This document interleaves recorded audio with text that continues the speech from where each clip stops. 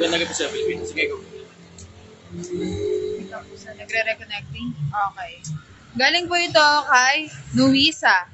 Nuisa po ito. Question lang po, boss. Bakit po marami ngayon mga OFW ang gustong-gusto nung umuwi kahit wala pa pong ipon? Dahil po ba nauubos ang pera sa kamag-anak at masama po bang magbigay ng pera sa kamag-anak, boss? Isa sa mga dahilan yun. Pero isa rin sa mga dahilan yung magpapasko. Hindi kasi masaya magpasko sa ibang bansa pag di mo kasama pamilya. Masaya lang magpasko dyan pagkakasama buong pamilya tapos magka-travel kayo. Minsan nga kahit mag-asawa lang. Okay na yun, maligaya na yun. Pero isa sa mga dahilan niya kasi lalo na ngayon December na pala. Hindi pala magdi-December na. Isa pa sa mga dahilan yung hindi mo kasi yung nakikita yung pinaghihirapan mo. Yan ang isa sa mga sakit ng ulo ng OFW. Alam mo, pagod ka, puwet ka, tapos hindi mo makita yung pinaghihirapan. Ba't hindi makita? Inuubos ang mga kamag-anak yung pera. Masisising ba yung mga kamag-anak? Hindi. Binibigay mo kasi yung pera mo. Yung iba kasi OFW, nakakalimot kung bakit nila ginagawa yung mga bagay na ginagawa nila. Kung bakit sila nag-a-abroad. Yung iba, akala nila, pag nag-abroad sila, papamudmud nila lahat ng pera nila sa Pilipinas, akala nila uusad ang buhay nila sa ganun. Alam mo naman ang basic naman yan kung bakit sila nag-a-abroad because of greener pasture. Yung iba, ang dahilan para dumami lang yung laman ng resume. Yung iba naman, ang dahilan para makapag-aral sa ibang bansa, educational purpose. Pero ang general majority niyan, for greener pasture. Ang dahilan kung bakit sila nag-a-abroad kasi mas malaki talaga yung sweldo nila dun sa parehas na trabaho ginagawa nila dito sa Pilipinas. Ito ang problema. Hindi sila nakakaipon. Bakit hindi nakakaipon? Pinamumudmud yung pera.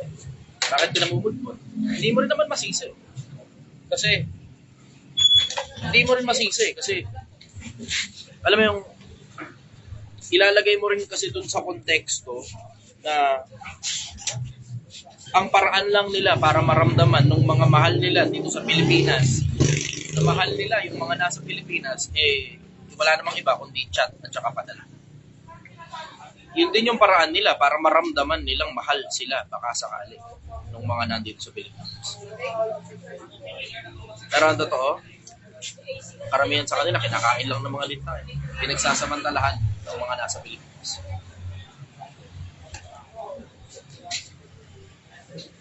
Pag hindi mo nga naman kasi talaga nakikita yung pinaghihirapan mo, kasi makawalan ka talaga ng gana. Pag hindi mo nakikita yung pinaghihirapan mo, mawawalan ka ng gana. Lalo na, masama ron. Nakikita mo pa, kabaliktaran. Mas mapalapit sila sa'yo kasi nasusustento ka sa kanila. Lalo silang napapalayo kasi wala ka sa kanila. Ikaw man yung lumagay doon sa lagay ng OFW, gaganahan ka pa kaya. Masarap lang pakinggan yan. Takina, miserable buhay kapag ka-OFW kapag hindi mo kasama ang pamilya mo sa ibang bansa. Yung mga masaya lang naman dyan, yung mga nandun kasama yung buong pamilya nila. Yun lang ang masaya doon. Yun ang sabi ko. Ngayon, wag mo na masyadong malikot. Hindi, masyadong maliwanag. Ayoko tayo istorbo sa pagsasalita mo. Masyadong ang pangit na tama ng ilaw sa'yo. Sana kasi inayos na muna yun bago magsimula yung ayos. Kasi kasama sa checklist yun Hindi ko alam kung bakit hindi mo na sinacheck yung checklist. Ulit-ulit tayo. Tanong po ni Alan Mirabuna, Idol, kasama ba sa Project 1M yung pagtigil mo sa paninigarilyo mo para maraming tao ang matuto? Matagal ko nang iniisip yung pagtigil sa paninigarilyo. Hinahanap ko na lang timing. Puta, siguro naman wala namang mas magandang timing kasi sa puta ka na muntika ka na mamatay. Hindi kasama sa plano yung muntika na ako mamatay. Kung di nyo napansin, nawalan ako ng preno, dalawa. Ang ilang yero, nakascooter ako, yung scooter na bulok, pinakikita ninyo dala-dala ko lagi. Tapos, may dala akong 50 kilos ng karne. Tapos, paahon na ganyan. Malapit na ron sa ahon. Medyo mabagal na ako ng konti. Tapos, malapit na ron sa pababa. Puta, pag preno ko na gano'n sa kanan, na sumirit yung brake fluid. Pag gano'n ko naman sa kaliwa, puta, napigtas yung preno sa likod. Tapos, pakita wala akong preno. Swerte, paahon. Tapos, malapit na doon sa pababa. Ang ginawa ko, tumalon na lang ako ng motor, tapos hawak ko pa rin yung motor. Pigilan ko na lang paatras. Hinata ko paatras. Huminto. Pero kung nagkataon na medyo mabilis-bilis ako ron, swerte na nga lang kamo. Siguro mga 5-10 kilometers per hour na lang ang takbo ko nun. Pero mabilis pa rin Hindi ko mapigilan nung paa Kaya nga kinailangan ko pang tumalon Kasi hindi mapigilan ng paa ko eh. Yung parang preno ng bisikleta gamit ko yung tsinelas, hindi gumana eh. Hindi gumana. Eh may 50 kilos na karne, tapos plus yung bigat ko, plus yung bigat pa ng motor. Hindi kaya. Eh talo na ako ngayon, tapos hawak-hawak ko yung motor, hinata ko na lang patras, napahinto. Pero kung nagkataon ng 20-30 kilometers per hour ako dun, putang ina mo, TY. Kwento nyo na lang kung sino si Chester sa mga anak nyo. Giging kwento na lang. Hindi ko naman gustong hindi ko gusto madali ako ng gano'n ah. May iwi-iwi akong bisyo na hindi ko mapigilan kasi addict ako sa Yossi. Yun ang dahilan kung bakit ako tumigil doon. Pero pinasabay ko na rin kayo at the same time. Para hindi lang ako yung di ba? Hindi lang ako hindi tigil. Kung meron sa inyong gustong tumigil, di sabay-sabay na tayo. Ilang araw na akong hindi nag-Yossi? 25 days. Hindi ako nag-Yossi. 25. Kailangan dahil medyo paminsan-minsan pumipitik pa rin. Hindi ko din yung napapansin minsan pag nag-live ako. Siyempre, di ba, kasabay na rin dati, nanigarilyo ako habang nagla-live. Diba? Kahit nababan pa nga ako sa TikTok lagi eh. Nakikita nyo, lagi ako nababan sa TikTok dahil nga may Yossi nga ako eh. Diba? Kung hindi Yossi, ito ba ako? Pero itong mga nakaraan, wala nahihirapan talaga ako. Lalo ngayon, pagka nagsasalita ako ng ganito, minsan may mga pagkakataon, sobrang bigat ng mga tanong, gusto ko talaga mag-Yossi, na-stress ako eh. Yung katulad nyo, OFW, puta, ang bigat na nga ng tanong, ang likot pa ni Gil. Hindi ko masagot ng bahay. Ang daming kinukuting-ting sa paligid, nadidistract ako. Eh, pag tayo na. Hindi na magagawa. Stress ako. Wala, inom-inom na lang ako eh, tubig at saka cobra. Wala muna akong usok para patigilan ko kasi hindi naman kasama ron sa plano yung tobacco eh. Ang plano lang Yossi kasi hindi na ako addict sa tobacco. Ang addiction ko Yossi talaga. Kasi araw-araw talaga. Kasi nakakaisang araw pa. Pero tobacco, wala, bira lang. Mga 2-3 beses na sa isang linggo. Minsan, pag medyo marami-raming kausap, 4.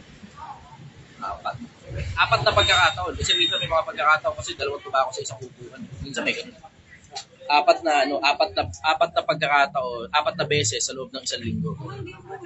Pero minsan may mga pagkakataon, isang buong straight na linggo, wala. Yossi lang talaga kasi wala man akong kausap. Pero hindi naman masyadong masaya magtubako na ikaw lang mag-isa. Masaya yun, siguro pag magbabasa ka, ganun, tapos wala na yung Yossi, nakakatamad kang pumunta sa tindahan para pag yung Yossi. Yung babasa ako libro, tutubako ako. Ganun. Doon sa rooftop ng kapilang ano.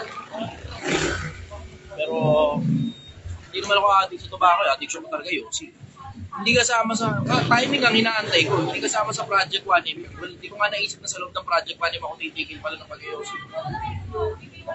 Nasubukan ko na yun sa Tondo, pero ang dahilan kung bakit ako tumigil sa Tondo, hindi naman para tumigil sa pag-Yossi, hindi ganun. Hindi para pakita sa inyo kung paano paano umusad sa buhay mula dun sa pagiging wala, na kailangan talagang itigil mo talaga yung pag-Yossi. Pero pag ganito negosyante ka na, syempre may konting perang sobra ka na eh, di ba?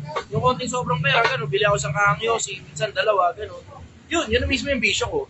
Eh, pero kahit ngayon may sobrang pera, hindi pa rin eh. Takin na, ayoko mamatay ng gano'n. Ayoko mamatay na may bisyo. Nakamuntigan ako eh. Nakamuntigan. Putang inang yan. Pero buhay pa rin. Not today.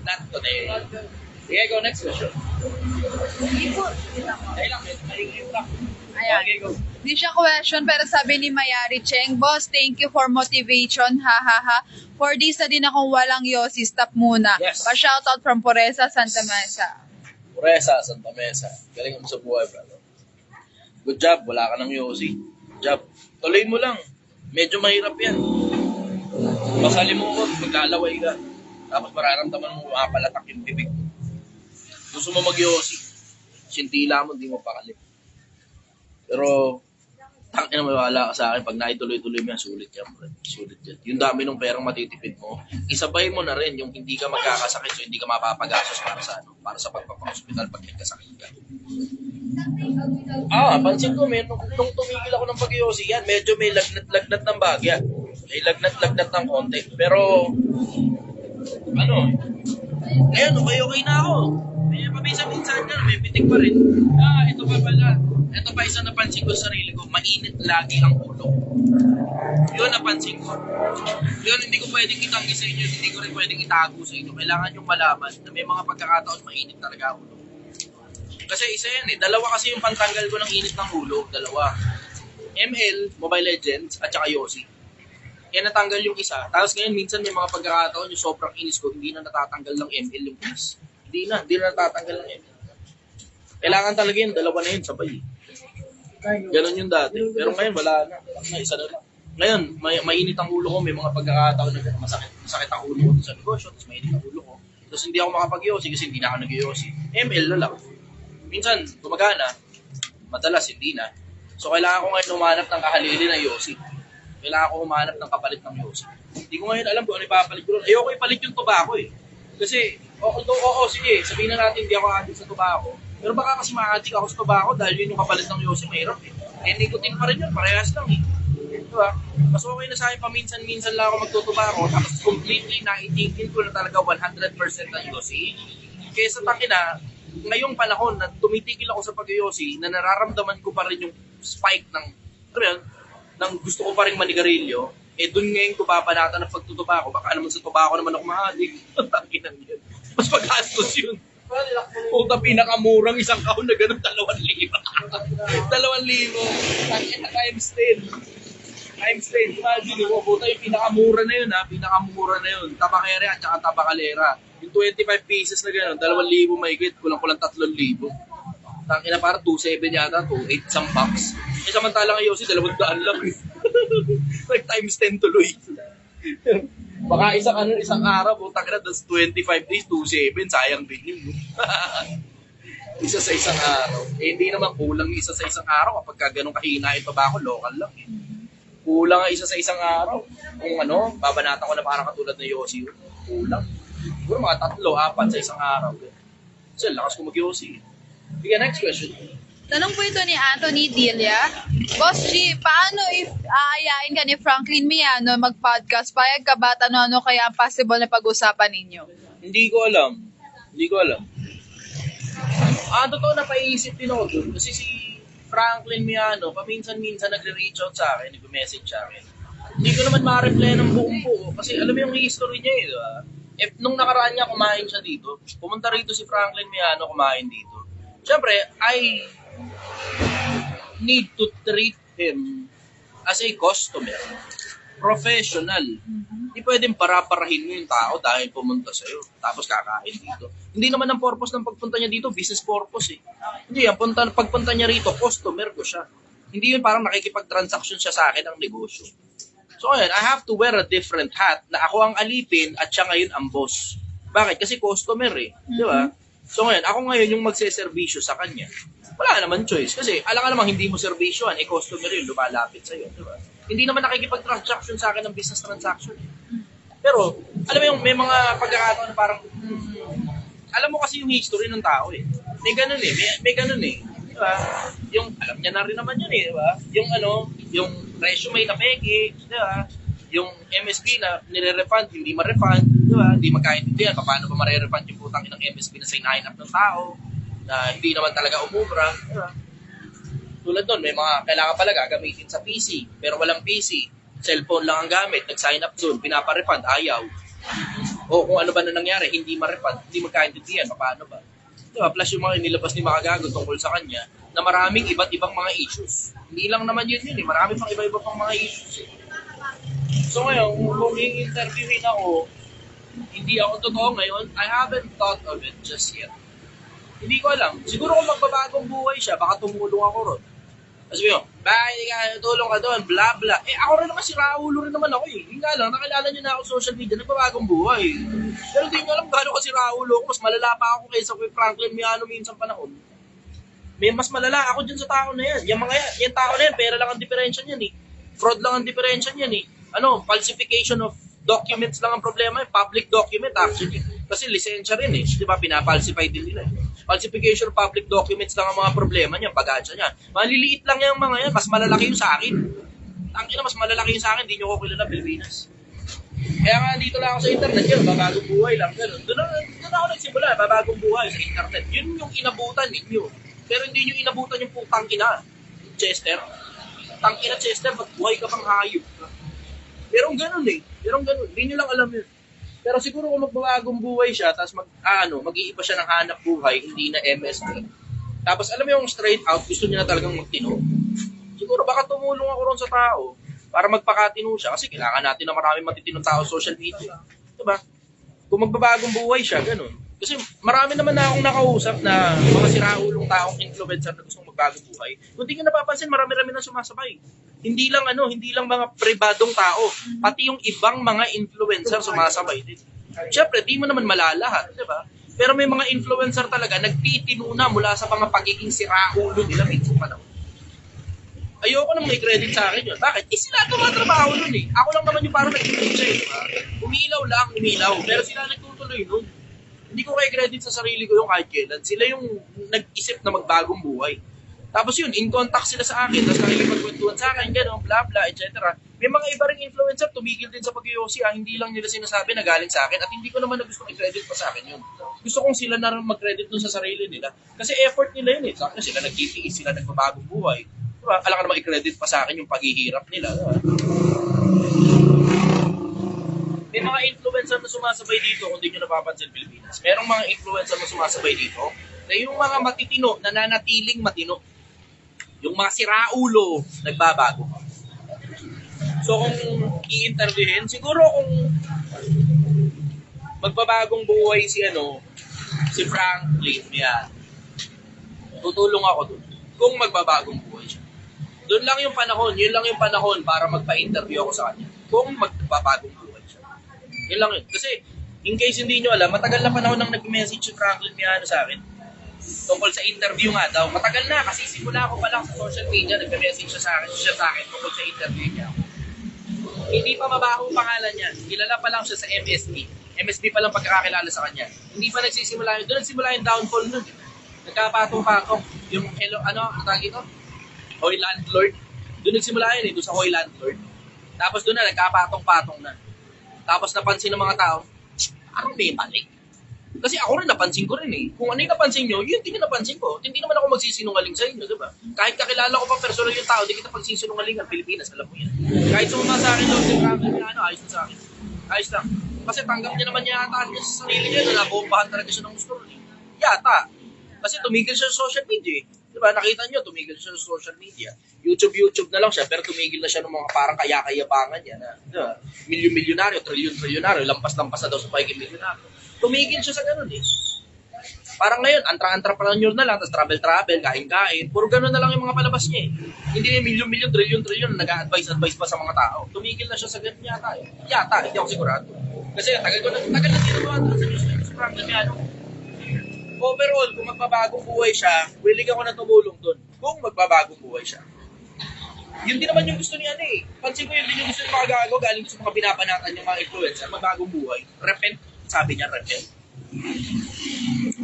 Na-appreciate ko yun. Sobra. Alam mo yung, ang tagal na panahon, nanonood lang ako sa mga influencer. Nanonood lang. Pero wala akong emotional attachment. Pero for the first time, meron akong emotional attachment kay Makagago. Hindi ko alam kung bakit. Pero, parang feeling na, minsan pa nang si Raul ito yung babagong buhay. Parehas lang kami. Parang ganun yung feeling, birds of the same feather. Parang ganun. Although walang flock together kasi hindi ko naman siya nakakausap kahit kailan. Kahit kailan, as in minsan, straight out zero conversation kami. Wala talaga. Wala kaming conversation kahit kailan. Pero nanonood ako ng mga contents niya. Tapos nag-i-enjoy ako ngayon sa mga contents niya kaysa sunod. Nag-i-enjoy ako doon sa gusto niyang magbago yung mga tao. Nag-i-enjoy ako lalo ng mga influencer. Siguro dahil, alam mo yun, it fucks with your brain kapag kami anak ka niya. Siguro ganun. Kasi may anak na siya, diba? So you have to consider na dahil tatay na siya, siguro gusto niyang makita yung susunod na mga influencer, mga matitino, naaabutan ng anak niya pag nakikinig na yung anak niya sa mga influencer. Baka ganun. Or I may be wrong. Hindi ko alam. Baka cloud lang yun. Pero ramdam ko eh. Iba eh. Alam mo, kilala mo naman ako Pilipinas. Nakakaramdam ako, nakakaamoy ako. Alam ko kapag gago isang tao, ako nga mismo nagsasabi sa inyo, sino yung mga gago. Pero si mga gago, mukhang pangalan na lang yata yung mga gago. Tsaka yung pagpo-promote na lang ng sugal. Pero alam mo, eventually, meron kang, you have that strong gut feel na ang dahilan na lang kung bakit siya nagpo-promote ng sugal kasi nag-iipon na lang siya ng pera. Na alam mong eventually, yung pang pakiramdam na paglipas sa panahon, konti na lang, parang titigil na yan. Parang ganun. Kasi meron ng moral high grounds eh. Ramdam mo na eh, meron ng moral high grounds. Meron na siyang pinanggagalingan, na meron na siyang moral, meron na siyang dignidad, di ba? Meron siyang iniingatang pangalan, meron ng ganun eh. Meron na eh. So alam mo yung, parang alam mo yung konting pitik na lang. Meron akong feeling, and I may be wrong, nag-iipon na lang yan ng pera. Tapos itigil na yan sa pagpopromote ng sugal. Kasi sigurado, hindi niya rin naman gugustuhin nyo kapag ka-influencer niya nagpo-promote ng sugal, tapos yun yung pinapanood ng anak niya, tapos ngayon ang anak niya naging sugar. Diba? Malamang ituturo niya rin sa anak niya na huwag sugal. Pero bata pa kasi masyado yung anak niya para maturuan ng masyadong maraming, masyadong malalalim na karunungan. Bata pa rin yung anak niya para malulong sa sugal. Obviously, maliit pa siya. So yun, waiting ako dun sa panahon na hindi nagpo-promote ng sugal si Mario. Hopefully. Kasi yung politiko, maintindihan mo pa, nagpo-promote ng politiko kasi baka pinaniniwalaan niyo yung politiko na yun. Maintindihan mo yung panic na yun. Mas okay pa sa akin ng kapiraso yung nagpo-promote ka ng politiko basta matino politiko. Mas okay pa sa akin ng kapiraso yun. Kasi yung nagpo-promote ng sugal na alam mo talagang walang buting itutulot eh. Wala talagang buting itutulot. Sige, next question. Eto, sir. Sana. May babae things ako eh. Okay lang. Sige. It's okay. I understand. Pero may nagtanong dito, sir, na wala lang yung pangalan niya. Pero ang tanong niya, ano daw po masasabi mo na nag-declare na ang presidente natin sa South Korea ng emergency martial law daw po? Presidente natin? Presidente dito. Ayun ang tanong, specific Presidente words niya. dito?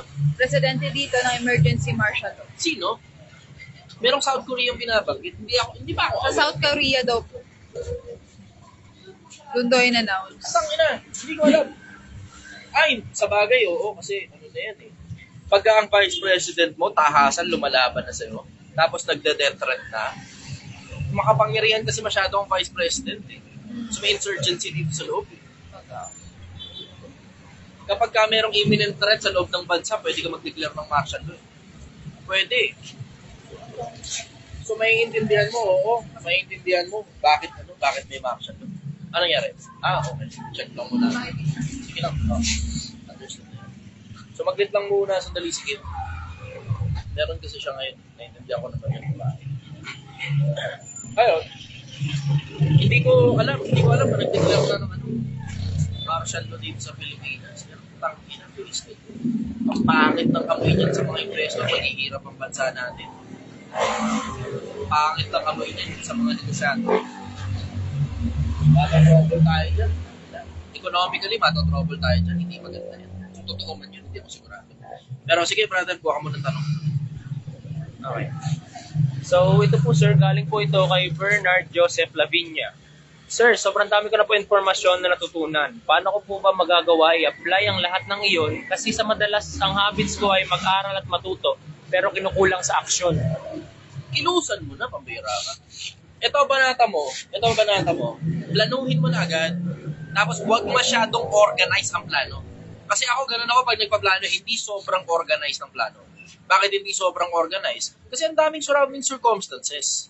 Diba? Na may mga pagkakataon, may mga pagkakataon, sinusobrahan ko yung pag-organize. Sa siniisip ko yung mga bagay na pwedeng mangyaring mga scenarios, hindi rin naman gumagana. Bakit hindi gumagana? Hindi dahil hindi ko magaling ng plano, kundi dahil ang daming nga kasing surrounding circumstances, ang daming pwedeng mangyari. Ako, unahin mo na muna yung pinakadulo. Ano ba yung pinakadulo? Tapos ilagay mo yung mata mo sa dulo, tumingin ka ngayon pabalik sa kung nasaan ka ngayon, tapos kung saan ngayon yung pinakamalapit na daan na matino at maayos, doon ka ngayon dumaan. Tapos kilusan mo na kagad. Bukas na kagad. Hello. Ako na, parang. Lato na natin. 1, 2. Sabawat 2. Salamat sa mga bisita. Tama niyo yung mga tropa niyo susunod ha. Paglipat niyo na po. Nakita ko tayo lilipatan na dito. Oo, maganda nga doon. Doon sa sobrang looking doon eh. Okay, palipat. Palipat, hindi. Nagdagdag kami ng branch. Hindi kami alis dito. Hindi kami alis. Mabandang January na siguro. Ingat niyo ha. Go. Next question. So ito po sir, feeling ko sir, question po ito galing kay Mac Calaw. Siguro tingin ko nasa South Korea to. Brother, gandang gabi. Ano kaya pwedeng mangyari kasi nag-announce ang president dito sa South Korea ng emergency martial law? Business as usual. Wala naman eh. Nothing out of the usual. Ang mangyayari lang dyan, maghihigpit ng bagya. Kalawat kanan syempre ang mga checkpoint kasi yun naman talaga ever since ang nangyari. Diba? Pero other than that, puro mga problemang gobyerno yan. Baka magkaroon din ng problema ang mga negosyo kasi obviously, obviously, ang mga tao matatakot lumabas ng bahay, matatakot pumunta sa mga negosyo. Ang mga negosyo naman, matatakot maglabas ng pera para mag-invest sa mga negosyo nila. Yung mga investor galing sa ibang bansa, hindi rin masyadong mag-i-invest sa Pilipinas. Kasi syempre, nagdadalawang isip dahil nga may insurgency, may kulo. May declaration ng ganyan. Mukhang official na nga kasi dalawa na kayo nagtatanong sa akin eh. Akin na talaga. Ang weirdo rin kasi nito ni Sari. Hindi ko talaga maintindihan talaga itong mga tao. Nakikita ko yung magkabilang panig, parehas lang naman silang may punto eh. Parehas din silang interesado sa mga sarili nila at sa mga posisyonan nila eh. Medyo arrogante na ngayon si Sari. Medyo arrogante na.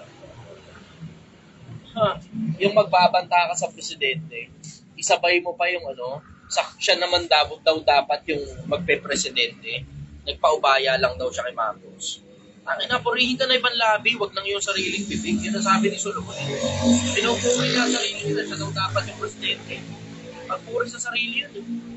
Alam mo na may nakaupo na dyan eh. Wala ka na nga magagawa kasi nga may nakaupo na dyan. There's no, walang pakinabang, no use in telling people na ikaw dapat yung presidente at hindi dapat si Bongbong. Walang pakinabang yun eh. Basurang komento lang yun eh. Kayabangan lang yun, kaarogantihan lang yun eh. Basurang komento lang yun. May mga komento siya, nag-make sense. Tulad nun, dalawa lang daw yung may hawak ng pera pondo ng buong Pilipinas. Puta, sa akin, that's something worth looking into. Dalawa lang ang may hawak ng pondo ng Pilipinas, yung isa at saka si Romualdez. That's worth looking into. Hindi nag-make sense yun. Bakit dalawang tao lang may hawak ng pondo ng buong Pilipinas? Hindi ko maintindihan yung bakit ganun. Pero hindi ko rin alam kung confirm ba yun. That's worth looking into. At marami pang iba pang mga bagay na nag-make sense sa mga sinabi niya.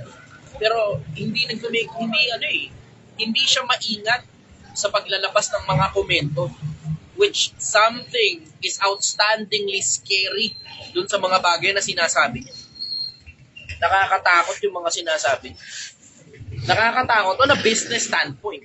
Kasi negosyante rin naman ako diba? On a business standpoint, nakakatakot yung sinasabi niya. Kasi alam mo na magre-ripple effect yan Pag ang mga tao may feeling of uncertainty, hindi naglalabasan ng mga bahay nila at nag-aantay lang ng susunod na mga bali-balita. At the same time, yung mga negosyante, hindi rin nagsisipaglabasan ng pera para mag-invest sa mga negosyo nila. Tapos yung mga nasa ibang bansa na investor dito, hindi rin naglalabas ng pera para mag-invest dito. Ang daming magiging problema. Pero ako, I strongly suggest galingan mo na lang sa buhay Pilipinas. Yung personal na buhay mo at ng pamilya mo ang importante.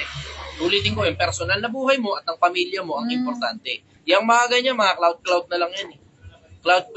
Ganun ko titignan yan. I will look at it in a perspective na cloud lang yan.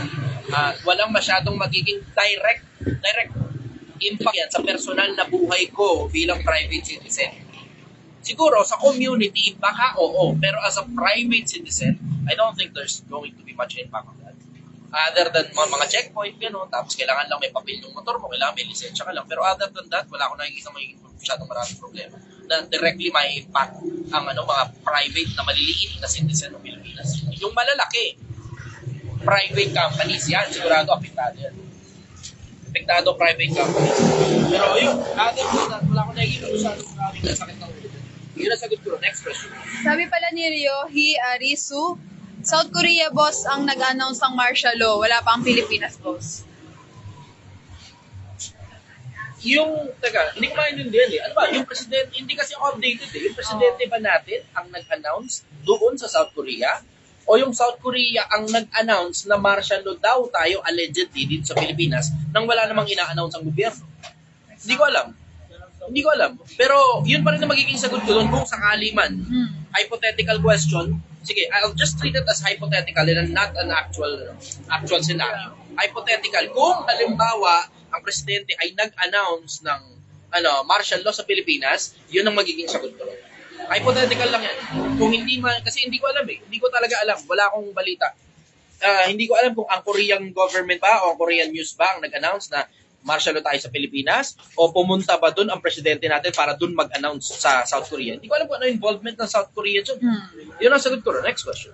Ayan, tanong po ito ni Ryan Roque. Sino ang pumatay kay Ninoy? Hindi ko alam.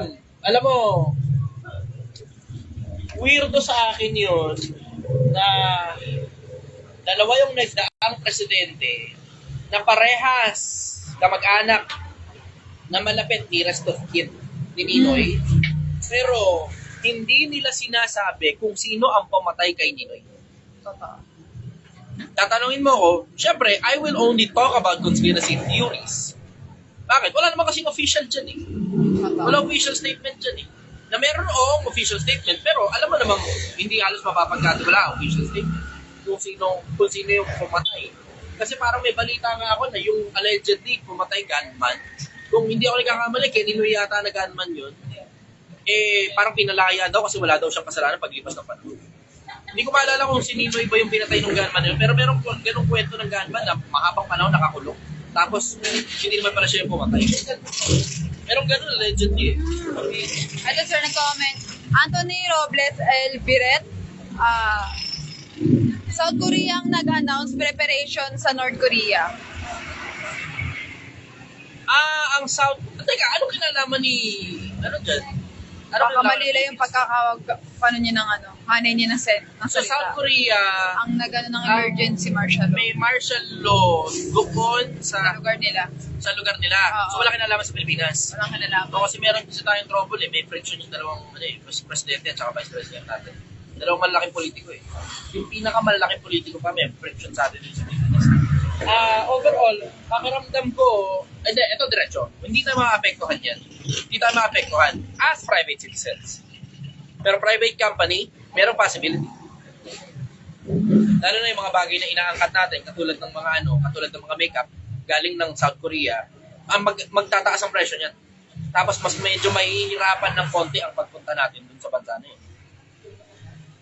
Maapektuhan yan on a large scale. Pero sa ating mga ordinaryong taong bayan, maliban na lang siguro mahilig kang bumili ng mga pangkiskis ng mukha o ng kahit na anong goods galing South Korea, doon lang medyo mag-delay lang ng bahagya yan. Konti lang siguro. Baka magtaas din ng konting presyo kasi mas mahirap magmaneho ng negosyo kapag naka-martial law isang bansa. Yun, baka ganun. Pero overall, I don't think there's going to be much impact dito sa bansa natin sa mga ordinaryong taong bayan. Ngayon, tungkol sa North Korea at saka South Korea, hindi naman nakataka-taka yan kasi they have always been at war for the longest time. Matagal na yan Matagal na silang at war dyan. Kaya yung preparation daw, kasi hindi nakataka yun. Kasi nakasulat naman sa Quran yan at saka sa Biblia. Parehas naman nakasulat yan there will be wars, rumors of wars. Diba? Maririnig mo na yan At mukhang magkakasunod-sunod pa yan sa mga susunod na panahon kasi hindi lang naman South Korea may balita na ganyan. Marami pang iba pang mga bansa na may conflict sa kabilang bansa. So merong malaking possibility na mag-martial law rin. Yung maraming iba't ibang mga bansa tungkol sa kabilang mga bansa na mga kalaban nila. Eventually, hindi malabo yan. Eventually, that will happen. Bakit? Kasi tapos na tayo masyado sa good times. Masyado ng good times. Kung hindi nyo napapansin, mula lumitaw ang internet, nasobrahan na sa good times sa mga tao. At pag nasosobrahan ng good times, laging ang nangyayari, nagkakaroon ng uprise of emotion, nagkakaroon ng kung tawagin nila upset in emotion, umaangat ang emosyon. Tapos pag umaangat ang emosyon, alam mo na kasunod nun, magsasagapakan talaga yan. Pagkatapos ng sagapakan, pagkatapos ngayon na mailabas ang mga emosyon, huhupa ngayon ng emosyon. Yun na ngayon yung tough times kung tawagin. Tough times. Tapos, yun nga yung sinasabi ng iba sa internet, di ba? Narinig nyo naman na maraming ulit yun. Good times create weak men. Weak men create bad times. Tapos, bad times create strong men. Strong men create good times. Tapos, good times create weak men. Ayan, narinig nyo na maraming ulit sa internet yan. Masyado na tayong good times dahil nga sa internet. Tapos, ang tagal na rin, mula nung huling World War. Di ba? Yung huling World War, 1940 pa Sige, next question. Tanong naman po ito galing kay Jess Arminion. Idol, anong payo mo po sa mga magpapatawad o pakikipagsundo? Magpatawad ka, pero limitahan mo yung damage na possibly pwedeng magawa sa'yo nung parehas na tao na yun. Kasi isipin mo yung konsepto na, okay, sige, nagpatawad ka. Diba? Ano ginawa? Nagnakaw sa'yo. Papapasukan mo uli sa bahay mo, tapos ikakalat mo uli yung pera mo sa sala para katulad ng ginawa mo nung una. Ganun yung konsepto. Limitahan mo na yung magagawa. Hanggang sa maubos ngayon yung pwedeng gawin, tapos doon mo na ngayon kakat yung tao. Pero nakadepende pa rin yan. Ganun. Matuto kayong tumimbang. Risk versus reward ratio. Risk versus reward. Magpapatawad ka, pero hindi ang ibig sabihin ng pagpapatawad. If it's short and Ayan. sweet. Okay. KISS. Next question. Tanong naman po ito galing kay Anthony Dilla ulit. Boss, naniniwala ka ba na si Ferdinand Marcos Sr. ang pinakamalakas na presidente sa Pilipinas ay sinira ng media noon para gumanda ang pangalan ng mga Aquino? Lagi naman talagang ganun eh. Sa akin, it doesn't matter na kung, it doesn't matter na kung sino ang pinakamalakas sa presidente. Ang bottom line, simple. Ang media nababayaran. Kung sino may pinakamahal na bayad sa media, yun ngayon ang pinakikinggan ng media. Yun din yung sinasabi ng media. Ayan, syempre, unconfirmed news. Hindi naman nila aaminin na bayad sila eh. Di ba? Pero alam mo na, for the longest time, ang media talaga ever since nababayaran. Ang hindi ko lang talaga maintindihan doon, hindi mainstream media ang dumali kay Marcos doon. Sigurado ako ron. Bakit? Kasi alam ni Marcos kung paano tumatakbo kapangyarihan. At ang pinakauna na pinakikialaman pagdating sa usaping diktadorya ang media. If you control the news, you control the information that is getting to the people. You control the news, you control the information being digested by the minds of the people. Yun eh. Pagka merong isang series niyan sa Netflix, yung How to be a Dictator. Kung gusto mong maging diktadorya, napapakinabangan mo rin yun sa sarili mong kumpanya kung negosyante ka, I highly suggest that. Sabi mo, twisted yun. Oo, twisted. Pero kunin mo lang yung mga bagay na mapapakinabangan mo. Siyempre, tapon mo na yung sobrang twisted. Diba? Meron pa doon, magpapapatay ng mga kalaban. Kasama yun doon eh. Oo, kasi nasa 48 laws of power din naman yun eh. Nasa 48 laws of power din yun. Hindi yung specific na pagpapatay ng kalaban. Hindi ganun. Pero ang nakasulat sa 48 laws of power, always create a looming essence of fear. Always create a looming essence of fear. Dapat, ang mga tao sa paligid mo, mayroong kaba pag nandiyan ka na. At ramdam yan ng ibang mga tao. Dito lang ako medyo bumababaer eh. Dito lang medyo bumababa na kaperaso yung parang yung pakiramdam ng mga tao na parang approachable ako. Dito lang yan mararamdaman. Pero in general, sa lahat ng mga lugar na pinupuntahan ko, hindi ganyan. Dito lang yan kasi ako mismo nagbababa ng guard ko dito. Ngiti-ngiti ako, tawa-tawa, bla bla, etc. Pero sa tunay na buhay, kung paano ko minamaneho yung mga bagay na minamaneho ko dati, etong poker face ko, ganito ako sa lahat ng pagkakataon. Si Gail nga minsan may mga pagkakataon, sabi niya sa lahat ng pagkakataon doon na tinitignan niya ako pag nagso-social media ako, hindi niya mabasa kung ano iniisip ko. Bakit? Kasi hindi ako naglalagay ng reaction sa mukha ko. Ganon yun.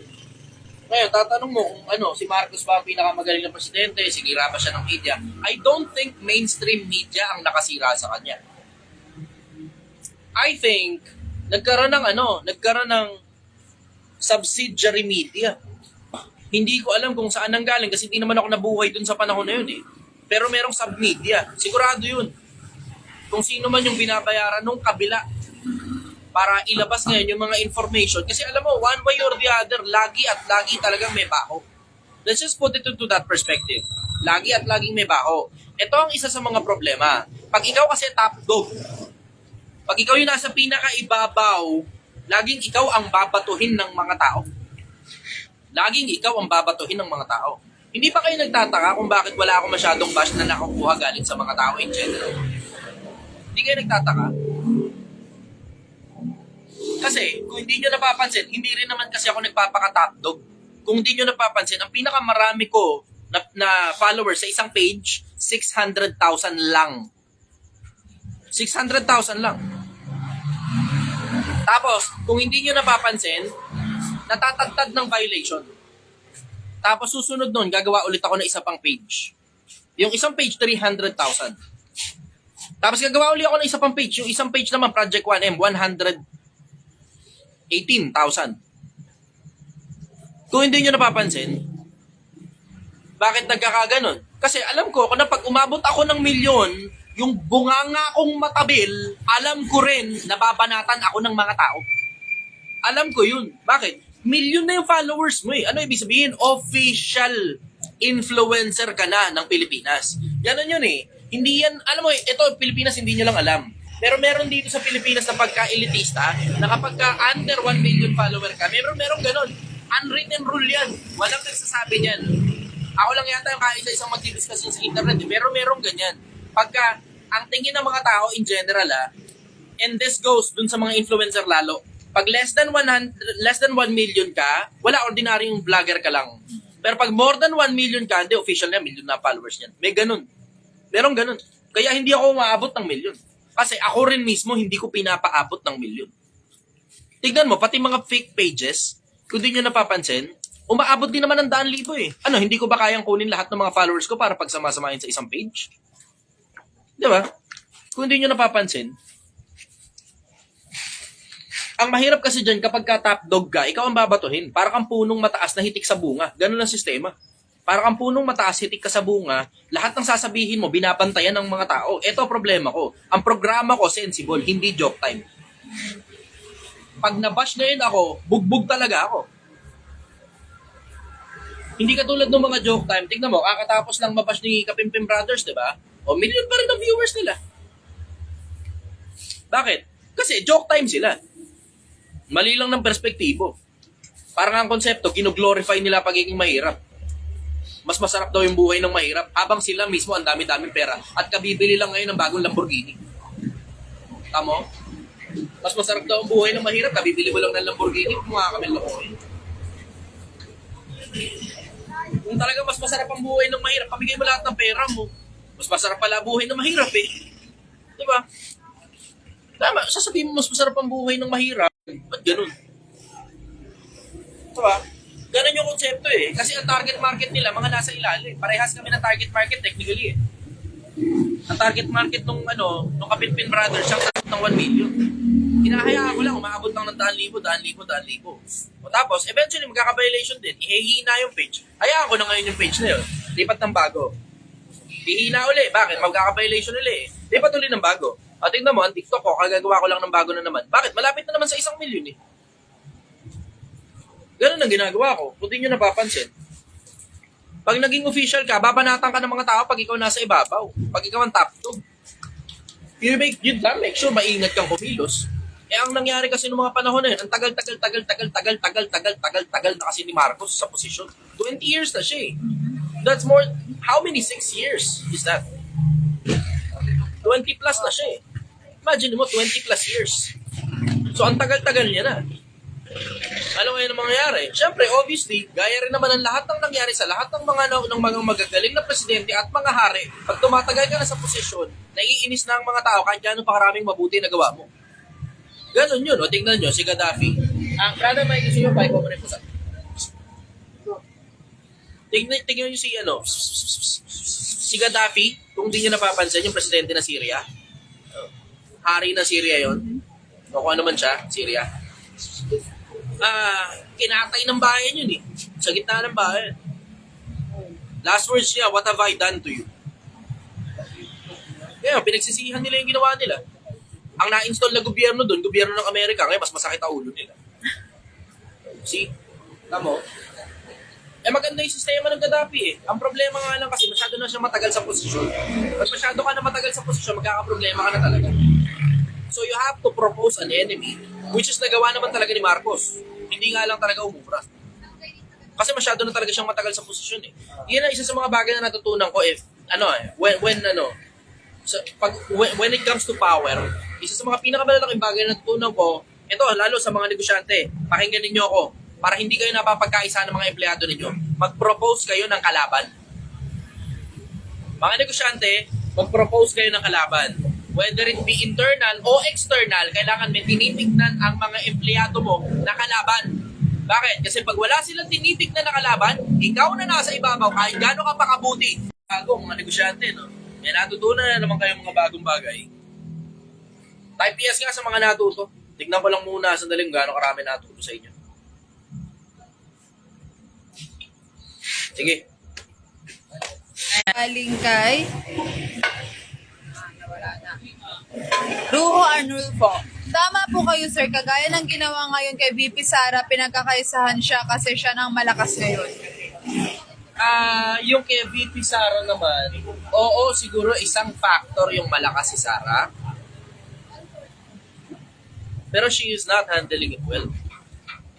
Based on my opinion, she's not handling it well. Alam mo, 48 laws of power, very basic. Rule number 1, never outshine your master. Yung boss niya, binabantaan niya. Tapos isa pa, 48 laws of power din. Never step into a great man's shoes. Trouble din siya dun eh. Diba? Kasi ang binabantaan niya, presidente. Oo, hindi natin maialis. May mga strong points siya. Hindi natin maialis yun. Meron talaga mga strong points si Sara. Pero hindi mo rin naman maialis na talagang bumabaho na ang pangalan ni Sara sa publiko. Bakit? Kasi nagtutunog tantrums na eh. Tingnan mo, isa sa mga magagandang halimbawa ng malupit pagdating sa usaping power, palagay ko talaga, espiya talaga yan. Pero hindi mo rin naman maialis na alisin lang muna natin sa dalawang konsepto espiya. Doon muna tayo doon sa konsepto kung paano niya hinahanap ang mga espiya ng kabilang bansa. Putang ina!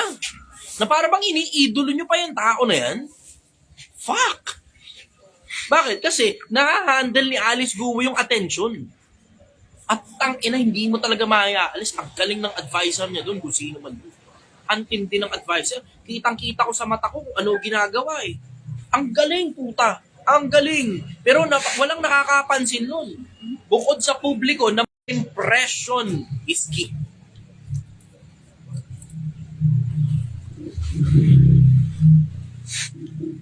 Sige, doon muna ako tungkol sa politika. Ibang bagay naman.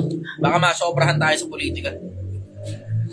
Sabi, yung mga tao puro politika talaga yung common na tanong. Alin?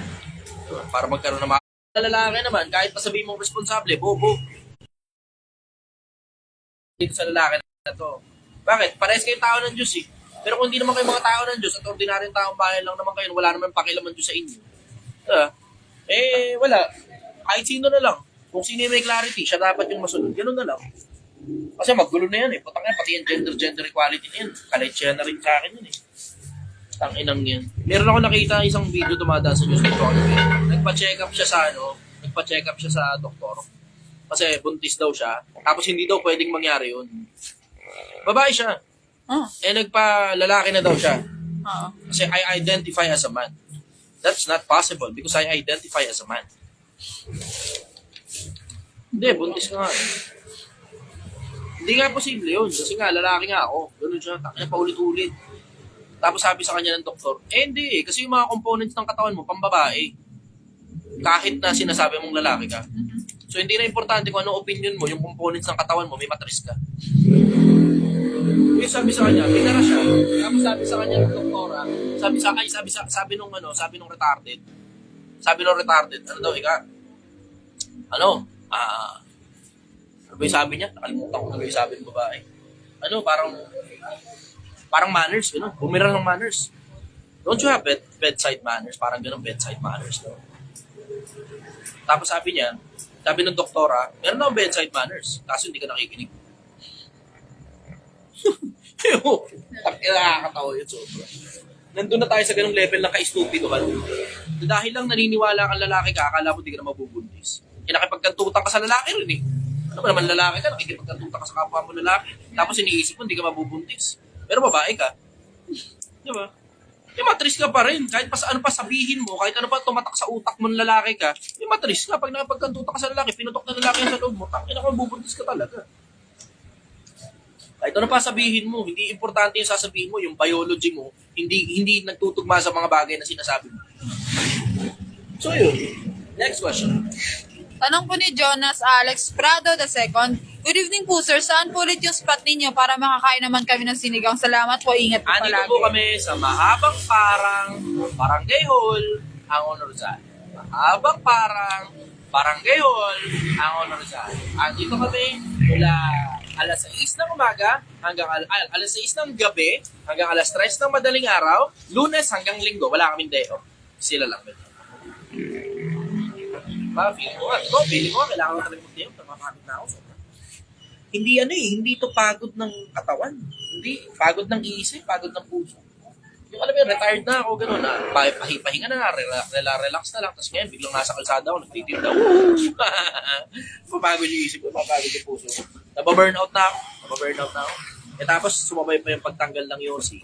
Sumabay pa yung marami pang iba-ibang mga maliliit na problemang inis. Sumabay pa yung mga iba-ibang mga malalaking problemang kansunan. Nababurnout na ako. Nababurnout na ako.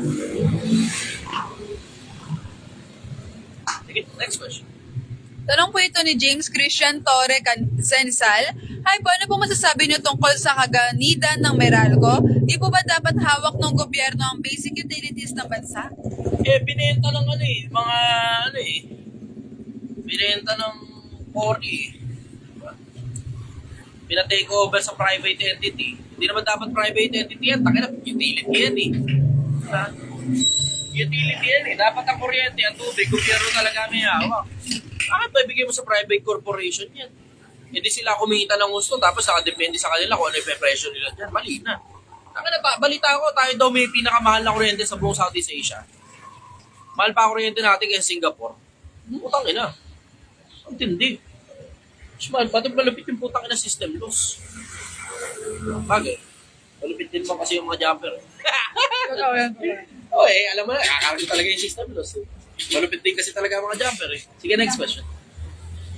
Tanong po ito galing kay Sukdeep Gora. Bossing, I'm from India. Agree ka po ba sa death penalty? Oo. May mga taong talagang hindi talaga dapat nabubuhay dito. Tapos, pag sinintensyahan mo ang isa lang, isang pirasong tao, every 5 years, every 10 years, isang piraso lang. Sapat na yun para mag-reverberate yung takot sa mga tao. Na huwag mong gawin yung katulad ng ginawa niya.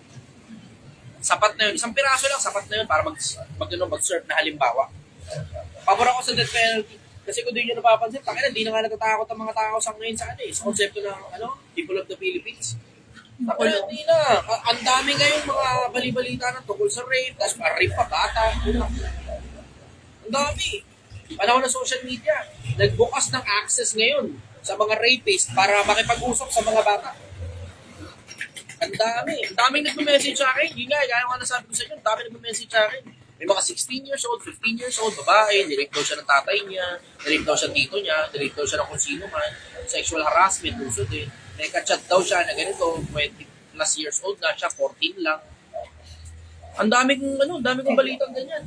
Iba, 16, ang jowa, 40. Yeah. Paano ngayon nangyari yun? Kung hindi galing sa social media yan. Paano nangyari yun? Meron pa nga 14. Tangina, hindi pa nga yata kompleto tubo na susunod eh. Ang jowa, parang 40 plus. Yan, yung nakaraan.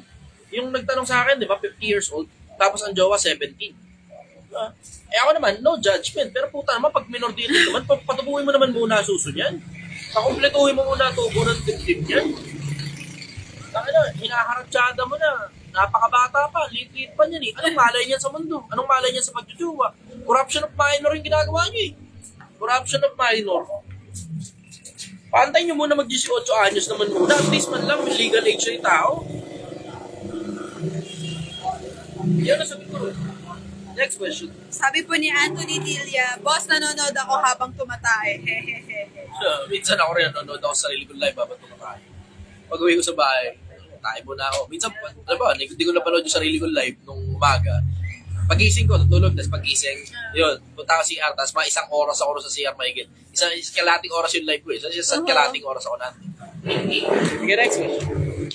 Tanong naman po ito galing kay Denver Pangaliban. Tanong ko lang po ulit, sir, ano pong pagkakaiba ng nakaalam sa nakakilala ng karunungan sa may gawa ng buhay? Anong tanong na yun nakaraan? Siya rin yata may tanong yan eh. Hindi nasagot. Hindi nasagot? Nasagot ko yun. Hindi mo tinapos. Bitin na bitin daw siya. Lagi na tinatanong ng hapon. Magala, tayo natin dumaan ko ang email. Dahil ako.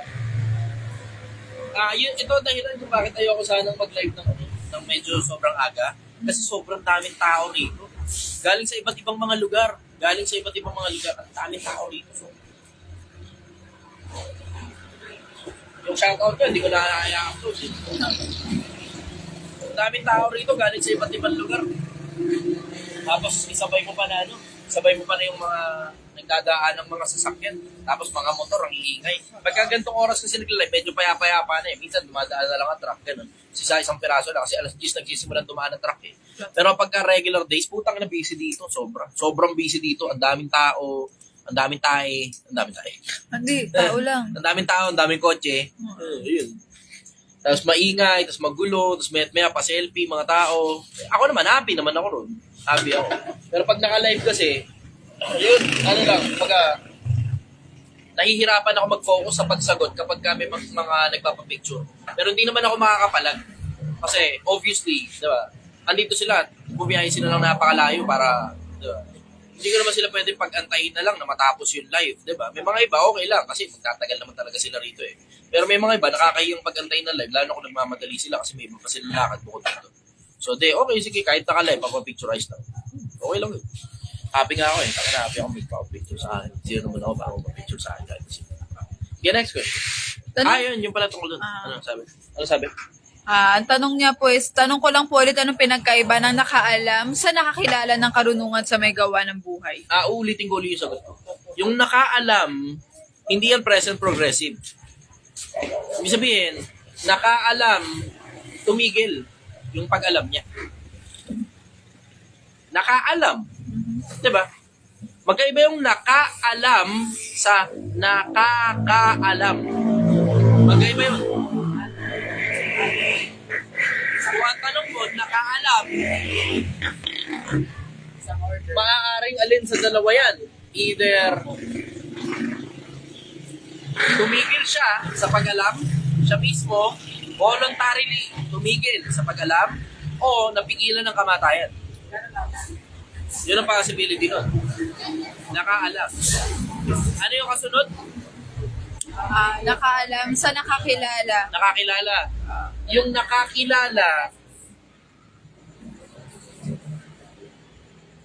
nakakilala kasi intro yan. Yung nakaalam, maaaring progressive for a certain amount of time, pero it stop.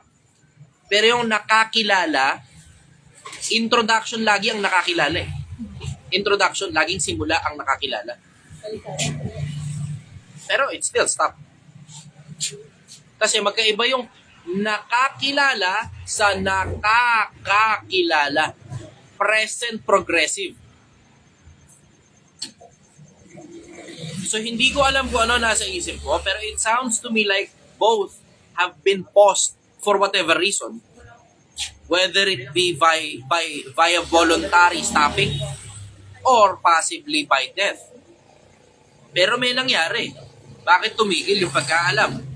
Bakit tumigil yung pagkakilala? Kasi nakaalam, nakakilala.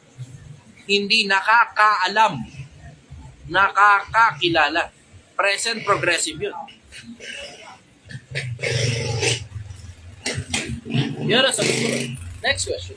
Ayan. Pero kung ang tanong mo, sige, kunyari na lang, kunin ko na lang sa konteksto ng tanong, na base sa hinuha ko at base sa assumption ko, so i-assume ko kunyari na ang ibig mo sabihin ay present progressive.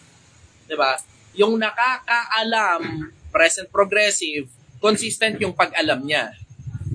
Na dun sa pagkaalam niya, dun na rin siya nakakakilala. Kasi, tinan mo halimbawa, certain topic tayo. Driving. Halimbawa lang driving.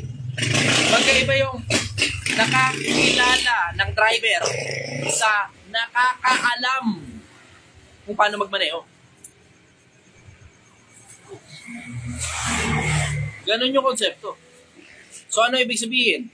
Yung nakakakilala, present progressive, regular siyang may mga bagang bagay na nakikilala.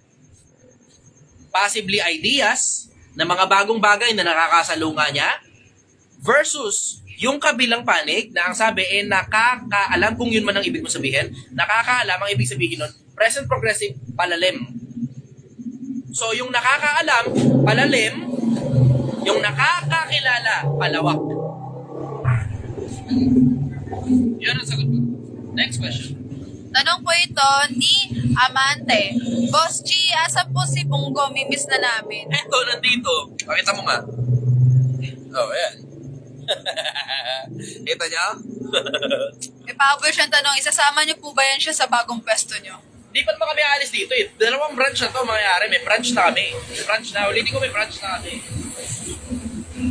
Yung iba, nag-aantay yata doon sa bagong branch kaya di pupunta rito. Andito lang kami. At magsasalit-salitan ako sa dalawa. Minsan nandun ako, minsan nandito ako. Minsan nandun ako, minsan nandito ako. Pag wala ako doon, nandito ako. Pag wala ako dito, nasa barangay ako tumatay. Totoo yan. Sige, next Totoo question. yan. Tanong naman po ito ni masyadong mahaba, Remo ng Migos Marag. Magandang umaga po, brother. Hindi po natin alam ang eksaktong lawak ng universo at hindi rin natin alam ang eksaktong alam kung gaano karaming nilikha ang may likha na hindi kayang alamin ng kakayahang meron tayo. Bilang opinion nyo po, masasabi nyo po ba na tayong mga tao ang pinakamahalagang nilikha ng Diyos? Salamat po sa pagsagot. Ha? Dito sa mundo, oo. Pero sa buong universo, I wouldn't know. Hindi ko naman alam kung may iba pa talagang nilalang sa ibang sa ibang parte ng universo eh. Basta ang alam ko, may mga kerubin, may mga serapin, na mga anghel, meron ding 24 na matatanda, tapos 4 na nilalang na buhay, at maraming iba't iba pang mga bagay na nag-exist sa langit. Pero dito sa buong universo, hindi ako sigurado. Hindi ako sigurado. Kasi ang lawak masyado ng universo eh. Yung parang bang alam mo yun, nakakapagtaka na tayo lang talaga yung nandito, tapos hindi natin makita iba. Tapos ang malupit niyan, may mga nakikita tayo every now and then na mga ito yung napapansin, every now and then meron tayong mga wave signals na natatanggap galing sa iba't ibang direksyon. Direksyon ha, hindi specific na galing sa planeta, pero direksyon. So galing sa kung saan lang direksyon, may nasagap tayo na signal wave. Tapos yung signal wave na yon, mukhang, it sounds like parang ang tunog galing sa buhay na nilalang. Pero hindi natin alam hindi natin sigurado kung ganito kalawak meron bang iba o wala. Kasi wala pa rin tayong makitang wala pa rin tayong makitang sa mga Goldilocks zone, hanggang ngayon wala pa rin tayong makitang Kasi alam mo, ito medyo boring lang to ng konti Boring lang to ng konti. Ang paraan nila para malaman kung meron bang buhay doon sa isang planeta na possibly nasa loob ng Goldilocks zone, ang paraan nila para makita kung meron bang buhay doon, yung ilaw. So pag yung ilaw, nakikita nyo, di ba? So may ilaw na ganyan, di ba? So ito yung nasisinagan ngayon nung between, di ba? Tapos pag nakikita mo nagfi-flicker yung ilaw, merong mga tawag dito, space trash, parang gano'n. Space trash. Tapos tinitignan din nila kung may sariling ilaw ba yung mismong planeta. Pag nandito ka tumingin, nandito yung star, nandito yung planeta, dito ka tumingin banda, makikita mo kung may artificial light. Ganun nila binabanatan, tapos tinitignan nila kung may mga possibly space trash ba. Ganun nila tinitignan. Kung nagfi-flicker ba yung planeta, kasi hindi dapat nagfi-flicker ang planeta. Hindi dapat nagfi-flicker ang planeta. Pag lumayo ka sa taas o may telescope ka, pag nakita mo yung Mars, pag nakita mo yung Venus, yung Jupiter, pag nakita mo yung mga planeta na yan, hindi nagfi-flicker yan. So, hindi dapat nag-flicker ang planeta. Maliban na lang kung may mga space trash. Nahaharangan yung ilaw. Nahaharangan. Possibly satellites. Possibly artificial satellites. Di ba? Pero hindi ko pa rin alam Hanggang ngayon, wala pa rin ako makita kasi wala pa rin sila kinukonclude hanggang ngayon Yung iba nga, may sinasabi, nasa ilalim daw ng dagat yung mga alien May nakikita akong gano'n. Yung iba naman, nasa ibang dimension. Ano yun? May sinabi. Konektado sa sinabi mo. Yun nga. Alam mo, in case hindi mo alam, yung 666 na nakasulat sa Biblia, lilitaw yung galing sa maraming tubig. Hindi ko alam kung sa dagat pa manggagaling yun, pero nakasulat sa maraming tubig, lilitaw. Just to put that in the table. So we can have sensible conversation. Sige, next question. Ito yung sinasabi niya, Richmond Ganyas, government sa US, nagda-debate na sila ng UFO daw is galing daw talaga sa ilalim ng dagat. Oo nga, merong posibilidad talaga yun Pero, bakit sa ilalim ng dagat? Anong ginagawa ng alien dun sa ilalim ng dagat? Kasi you have to put common sense. Anong gagawin ng alien sa ilalim ng dagat? Magtatago ba sila doon? Pero merong isang malaking lake sa Russia na marami masyadong anomaly. Tapos yun yung isa sa mga tinitignan nilang possible. Kasi coming from space, tinignan nila yon. May mga bilog dun sa ilalim. So nababalot ng yelo. May mga bilog sa ilalim. Dalawa, malalaki. Tapos yung isa malapit sa pangpang, may paliwanag. Kasi malapit sa pangpang yan, possibly nagbe-break yung mga ice doon. Pero yung malapit sa gitna, na walang nagbe-break na ice doon, dahil nasa gitna na halos yun eh. Hindi nila maipaliwanag yan. Daming bagay na hindi maipaliwanag dito sa mundo natin. Yung mga lumalakad doon, kung nakikita nyo yung sa Florida, di ba? May mga lumitaw galing sa TV na sira. Tapos nagbukas ng portal, tapos may mga lumabas na humanoid. Ang daming kwento ng ganun ha. May lumabas na humanoid, tapos hindi magkaintindihan, ano ba talaga yun? Pero masyadong maraming anomaly na lumalabas ngayong panahon na to, kumpara ng mga nagdaang panahon. Siguro dahil sa power of the internet, mas nakakarating na sa atin yung balita. Baka ganun pa rin, parehas pa rin yung statistics. Pero hindi natin alam eh. Siguro sa power of the internet lang, ganun. Ang totoo, diretso, hindi ko sigurado. Pero ito, sigurado ko. Mahirap kasi talaga kapag ka-Biblia. Ang hirap kapag ka-Biblia. Merong nakasulat sa may bandang dulo ng Roma. Basahin nyo na lang. Inisa-isa ni Pablo yung buong paglalang. Sinisipagan ko rin eh. Paalap din ako eh. Iniisa-isa ni Pablo yung buong paglalang. Tapos inisa-isa niya. May bandang dulo at mga ibang nilalang. May nakasulat na ganun. Sa Biblia ako, meron nakasulat na ganun. Hindi ko alam kung ano ibig sabihin ni Pablo doon. Pero sa may bandang dulo ng Roma yun, nung iniisa-isa niya. Yung buong creation, isa-isa niya. Hindi ko alam kung ano ibig sabihin ng at mga ibang nilalang yun. Hindi ko alam. Ayoko naman mag-interpret na alien. Wala.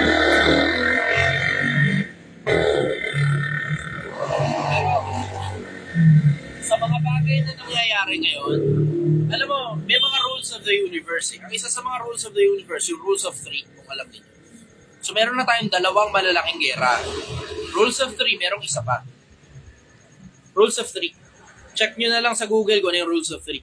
Pero ang daming pagkakataon na pinakinabangan ko yan sa physical realm. Pati sa stocks, pati sa forex, napapakinabangan niya rules of three. Rules of chaos yan eh. Rules of chaos. Hindi ko nga maintindihan kung bakit ganun eh. Yung chaos may rules. Yung controlled chaos, maintindihan mo kasi controlled environment ang pinanggagalingan ng controlled chaos eh. Pero yung rules ng universe, kasama dyan pati chaos. Kung nagtsatsaga lang kayo magbasa, puta, magtataka ka, paano nagkaroon ng order ang chaos? May order yung chaos, so rules of three. At maraming iba't iba pang rules na nasa loob mismo ng chaos. Kahit chaos, meron pa rin rules. Weirdo nga eh, weirdo. Hindi ko rin maintindihan paano nangyayari yun eh. Pero yan yung mga bagay na masarap pagkwentuhan sa panahong nanunubako tayo kapag nawala na sa akin yung konsepto ng pag-iusin. Sige, next question. Tanong naman po ito galing kay Hanso Ameno Patino. Question, brother. Usog lang ako. Ipusa sa lap ko eh. Ano pong ba ang kwento ng tatlong magigiting at malalakas na kawal ni Haring David? Hindi ko alam. Hindi ko maalala. Diretso, hindi ko maalala. Assignment na lang yun sa akin. I-ano mo yung screenshot mo yan. Mo sa akin. Hindi ko maalala. Hahanapin ko yan. Sige, go next question. Tanong naman po ito ni Ramon. Mali ba maging masaya kahit mali na sa mata ng Diyos? Hindi. Malinis ka nga eh. Ano nung masama kung masaya ka? Diba? Hindi masaya. Hindi masama maging masaya. Ang masama, yung nasobrahan ka sa saya. Lahat ng sobrang masama. Lalo na kung yung saya mo galing sa masama. Kasi in case hindi nyo alam, merong ganong konsepto. Si Moises, pinili niya pa na tampalin siya kasama ng bayan ng Diyos. Kaysa magtamasa ng hindi birong yaman, hindi birong kaligayahan sa pagkakasala sa Egypto. Merong ganong konsepto. Merong nababasang ganon. Mas pinili niya pa na tampalasin siya kasama ng bayan ng Diyos. Kaysa nagsisikupas na kaligayahan sa pagkakasala. Nagsisikupas na kaligayahan sa pagkakasala. Yung pagkakasala, masaya yan. Masaya yan. Masarap kumain ng tinapay na ninakaw ng tubig na hindi galing sa pinaghirapan. Masarap yan, masarap. Masarap. Sobrang sarap nga yan, tingnan mo, ang daming influencer ngayon, unti-unti na, nakukulong na sila. Nagkakawaran to Fares na isa-isa. Nagkakakaso na isa-isa. Si Neri, si Rufa May Quinto. Marami pa yan. Abangan ninyo, marami pa yan. Nagigising na ang mga tao. Hindi na nila pinakakawalan yung mga ganyan. Pati yung mga promoter, niyayari na rin nila. Kasi dati, pinapalabas na biktima lang yung mga nagpo-promote na yan Diba? Ngayon, pati yung mga nagpo-promote, niyayari na rin, kinakasuhan na rin nila. So, mali maging masaya pag mali sa mata ng Diyos. Kasi magiging masaya ka nga sa pagkakasala. Diba? Ganun yung mangyayari. O tapos ngayon, ang kasunod na nun, puta kahirapan. Kasi, alam mo yun, kung tao ka ng Diyos, hahatawin ka niya ron. Kung hindi ka naman tao ng Diyos, hahayaan ka lang niya. Punta ka na yung biyak. Hala ka sa mga. One way or the other, yari ka talaga. Sige, next question. Sabi naman po ito ni Maricel Lakdan ng, kamusta ka, Idol Chi? Lagi kita sinasama sa mga prayers ko. Salamat. Yun talaga eksakto yung nahabol ko galing sa inyo. Salamat. Pagod na ako.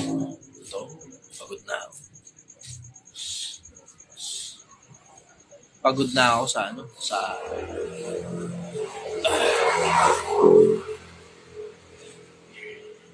napapagod ako sa social media. Yun ang totoo. Napapagod ako sa social media. Yung mayat-maya, hindi sa inyo, sa audience ko, hindi doon sa audience. Napapagod ako doon sa mga platform. Mayat-maya, violation. Mayat-maya. May red flag. Mayat-maya, may mga nakalagay doon tas hindi matanggal. Tas mayat-maya, suspendido ang TikTok ko dahil sa bunganga ko rin. Iniisip ko nga, yun kasi yung mahirap Pag nagbago kasi ako ng bunganga, hindi na ako yun Pero hindi kasi lumalapat sa mga platform yung bunganga ko Alam mo, nagtataka nga ako rin. Doon ako nagtataka Ba't pag si Malupito, nagmumura, putang-ina mo rin. Okay lang. Pag ako nagmura, puta, maya konti red flag. Kaya mapapansin ninyo, yung mga mura ko hindi malutong. Kasi nadidetect pag sobrang lutong Tapos nakaka-cancel yung live. Tapos pag na-cancel, di nyo napapansin, minsan nawawala yung live. Minsan walang record ng live. Hindi ko yung dinidelete. Kaya na lahat ng sinabi ko, pinarinindigan ko. Kung mali ako, magsusorry lang naman ako diba? Ganun lang yun Papublic apology lang naman ako Lahat ng mga sinabi ko, pinarinindigan ko. Kung mali ako, papublic apology lang naman ako Pero hindi ko didelete yun. Hindi ko dinidelete yung mga live. Yung mga live, nawawala. Tapos pag tingin mo, putang ina mo, kaya pala nawala kasi nandun, may violation. Si mismong TikTok, si mismong Facebook ang nagtanggal. Mismong Facebook, mismong TikTok. Tapos ang masakit nun, yung violation, 1 taon bago malinis. Kaya kung di nyo napapansin, yung mga pages ko, ito napafrustrate na ako.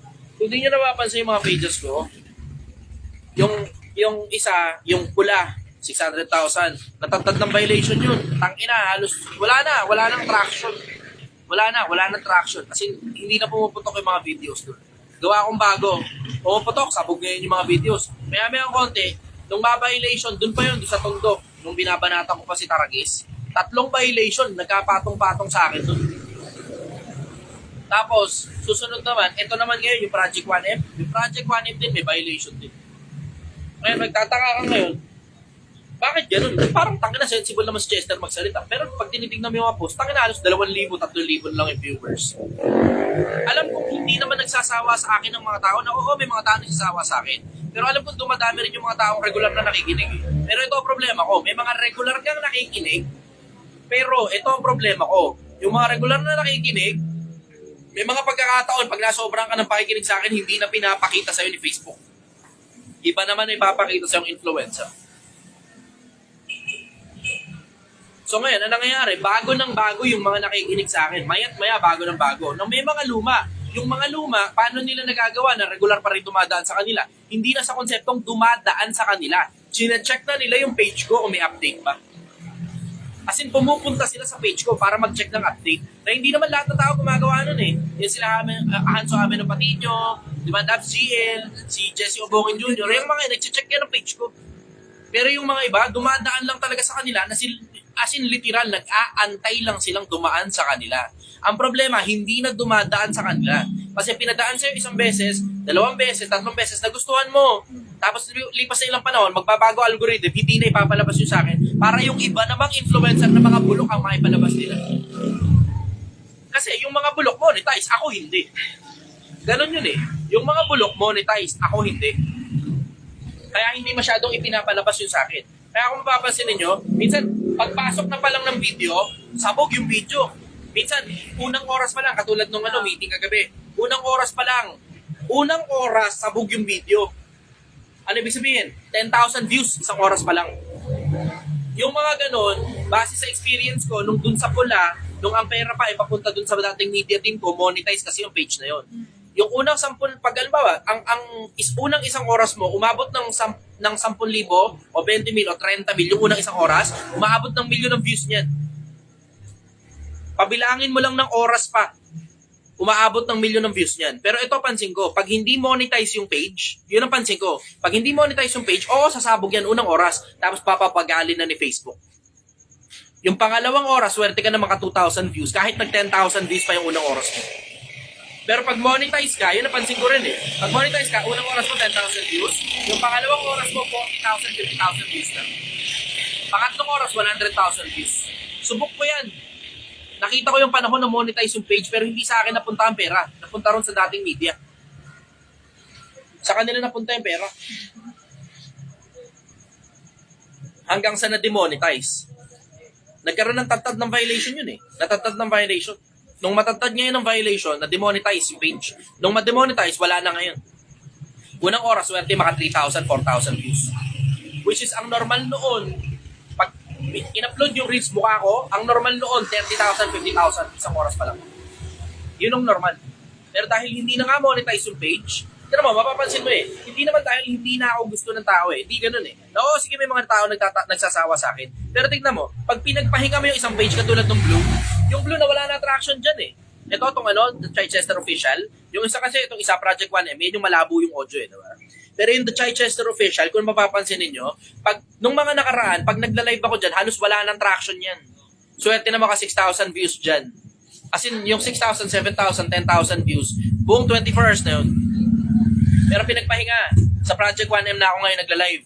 Nung pinagpahinga ko ngayon, nasa Project 1M na ako nagla-live, dito sa Project 1M na page, na violation na naman yung Project 1M. Dahil sa bunganga ko rin, naka-live, tapos kinat. Kasi binabanatan ko nung si MJ Lopez eh. O tapos, ang nangyari, di ngayon, nakat ngayon, di ba? Nakat yung video. Nung makat yung video, na-record na yun, na official violation talaga. In-appeal ko, hindi pinayagang i-appeal. So, hindi natanggal yung violation. Andyan pa rin yung violation. Ngayon, ang baba na ngayon ng traction. Kaya nga, nung mapapansin niyo, ang mic, inilipat ko na dito sa The Chichester Official. Bumili pa ako ng isa pang mic, Boya. Pero, nilipat ko na dito sa The Chichester Official yung mic. O, ngayon, tingnan nyo, kung di nyo napapansin, takin na ngayon sa Chichester Official, 24 hours, minsan umaabot ng 30,000, 50,000 views. Na dati, kinailangan ko pang pagpahingahin itong The Chichester Official para lang magkaroon ng views yung page na yan. Kasi hindi na ako pinapaboran ng mga platform. Bakit hindi na pinapaboran? Kasi hindi ako monetize. Tad-tad pa ako ng violation. Yun ang problema ko. Hindi ako monetize, tad-tad pa ako ng violation.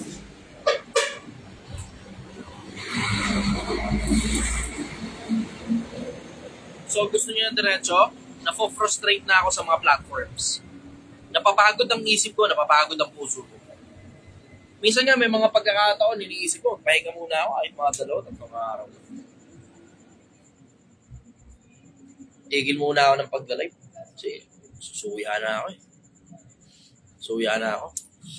Hindi ako nasusuya sa pagla-live. Nasusuya ako dun sa mga platform na halos ayaw akong ipakita sa mga tao. Mayat-mayang violation. Mayat-maya violation eh. So pagkatapos itong Project 1M, baka magpahinga muna ako. Baka ngayong December, pagkatapos ng December, magpahinga muna ako. To be continued siguro. O baka sila lang muna magtuloy. Kasi itong mga to, kailangan ng hanap buhay na itong mga to. Ako naman, di ko naman kailangan ng hanap buhay. Okay na kayo. Patuloy ko na lang muna sa kanila. Tapos sila na lang muna yung mag-post ng mga mukha nila sa social media, gamitin nila yung mga accounts ko. Oh, gawa lang kayo ng skit, kahit na ano, kung anong trip nyo, gamitin nyo yung account ko para sumigat kayo. Tapos gawa rin kayo ng sarili nyong page. Kami sasagot ng question, sir. Hindi magkakaganon, hindi nyo kakayanin yan. Hindi nyo kaya yan. Ang gawin nyo, mga skits, ganun, umarte-arte kayo sa social media. Kahit mga kalokohan lang muna sa umpisa, para magkaroon, ganun. Tapos, di ba, gawa kayo ng mga skits dito, kalokohan lang. Tangina mo, bumili ka rito ng hayop ka, mga ganun. Si Parang Francis. katulad si Marobito. Francis. Sinigang na ba ako, sakit ng katawan. Ano gusto mo, sinigang na bakaw, sakit ng katawan? Ilagay mo si Francis, sir. Ang totoo, diretso na papagod na ako. Napo-burn out na ako, napo-burn out. Kasi isa yung mga platform, pero isa rin yung impression ng mga taong iniingatan ko talaga ng gusto. Isabay mo pa yung mga maliliit na mga pagkakamali nila rito. Isabay mo pa yung mga problema ko sa sarili kong hanap buhay. Kasi meron din ako sariling hanap buhay. Nagkakaproblema na ako ron eh. Kasi nandito ako ngayon masyadong matagal. Masyado nang matagal akong nandito. Halos 3 buwan na. Actually, lampas na nga sa 3 buwan na nandito ako. Pero alam mo, pag nakikita ko kasi yung komento ng mga tao, hindi ko kayo maiiwan. Hindi ko kayo maiiwan eh. Alam mo, yung dami ng mga natututo, ang dami na sumasabay. May mga tumitigil nga sa pag-iossi dahil dun eh. Hindi ko maiiwan eh, kahit burnout na ako, kahit pagod na isip ko, pagod na puso ko. So, hindi ko naman kailangan gawin to. Hindi ko kailangan magtinda rito sa kalsada. Puyat, araw-araw, gabi-gabi puyat. Pagod, kulang sa tulog. Nakakainis pa, paulit-ulit. Sinabi mo na, paulit-ulit. Kailangan mong ulit-ulitin. Nakakainis. Yung trabaho, di nagagawa ng tama. Tama naman ako magpasweldo. Hindi nga ako nagkakaltas kahit absent sila eh. Kahit late sila. Kahit oversleep. Kahit day off. Hindi ako nagkakaltas ng sweldo. May incentive pa nga eh. Napapagod ako. Yan totoo, napapagod ako. Minsan kailangan ko naman ng pagpapalakas ng loob galing sa inyo. Bisita kayo rito. Diba?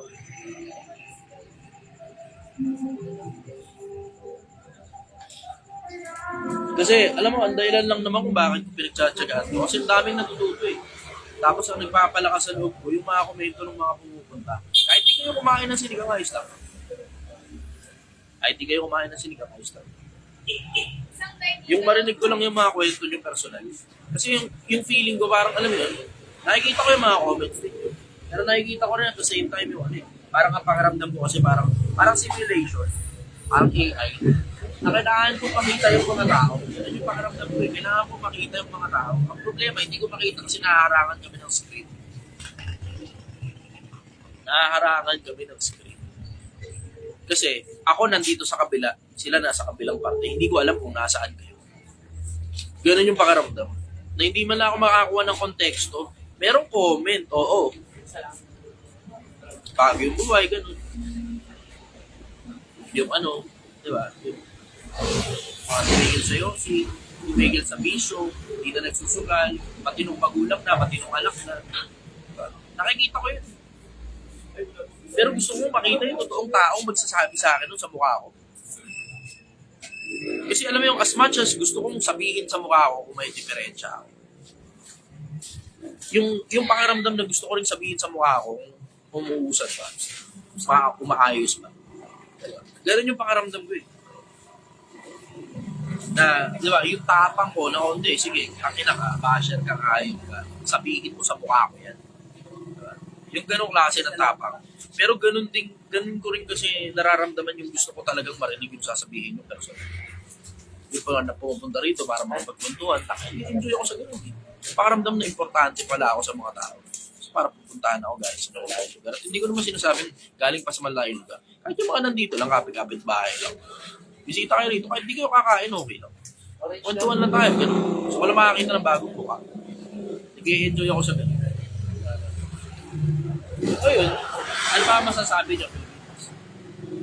Kaya naman kayo. Sana mabasa mo ito. Pag pinanood mo ulit, basahin mo na itong comment section para sa'yo. Ikaw na magbasa, ihihi mo na ako. Kasi, Hindi mo tubig maririnig. dala-dalawa eh. Alagang-alaga kami ngayon sa tubig eh. Minus 100 pag hindi na alagaan sa tubig eh. Dali, ihila mabilis lang to. Dali lang.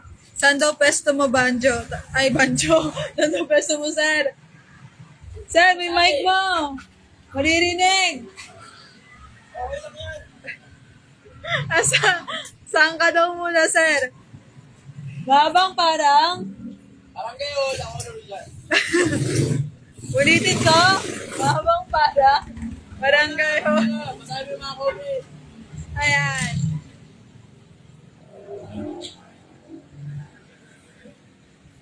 Maraming comments. Salamat sa inyo. Hayaan natin muna dumating siya para maano niya. Marinig niya kung ano yung sinasabi niyo para sa kanya. Huwag na kayo maingay sa sinasabi ko. Ayan. Sabi po dito, Alam mo, unti-unti nga ngayon, lalo pang dumadami yung tanong sa isip ko. Kasi there was a time in the past na akala ko konti na lang yung mga tanong ko. Medyo marami pa rin naman. Pero parang nakukuntian na ako doon sa mga tanong. Pero paglipas ng panahon, habang nagtatanong sa akin, tapos dumadami na rin yung mga assignment ko na mga bagay na tinatanong ninyo, tapos hindi ko alam yung sagot. Tapos sinasabi ko naman sa inyo, hindi ko alam ang sagot. Unti-unti nagkakaroon ako ng parang sense of responsibility na umalam pa ng mas marami pang bagay kasi sigurado ako hindi isang beses lang itatanong sa akin yan. Yung mga tanong na uulit kahit gano'n ka-weird to. So I need to provide answers kasi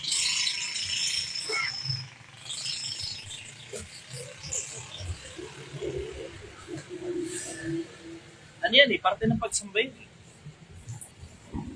Parte ng pagsamba. Inyong sambahin si Kristo na Panginoon sa inyong puso. Na lagi kayong handa sa pagsagot sa mga tao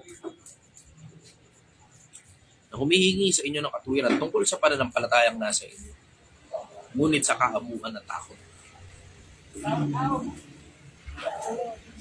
Parte ng pagsamba kasi na dapat lahat ng mga tanong ng mga tao may sagot ka. Pero, alam mo yan, there are times that I don't feel sufficient. May mga ganun. May mga tanong ako, hindi. May mga tanong kayo, hindi ko kaya sagutin yung iba. May mga frustrations ako sa sarili. So, tungkol sa tanong mo, kamusta ako? Napapagod na ako. Ang isa sa mga pinakamalalaking pagod ko talaga ng puso talaga, tsaka ng isip, yung mga platform. Mukha nga ako, hindi talaga tanggap sa social media. Unti-unti natatanggap ko ng hari kami. Unti-unti natatanggap ko na rin.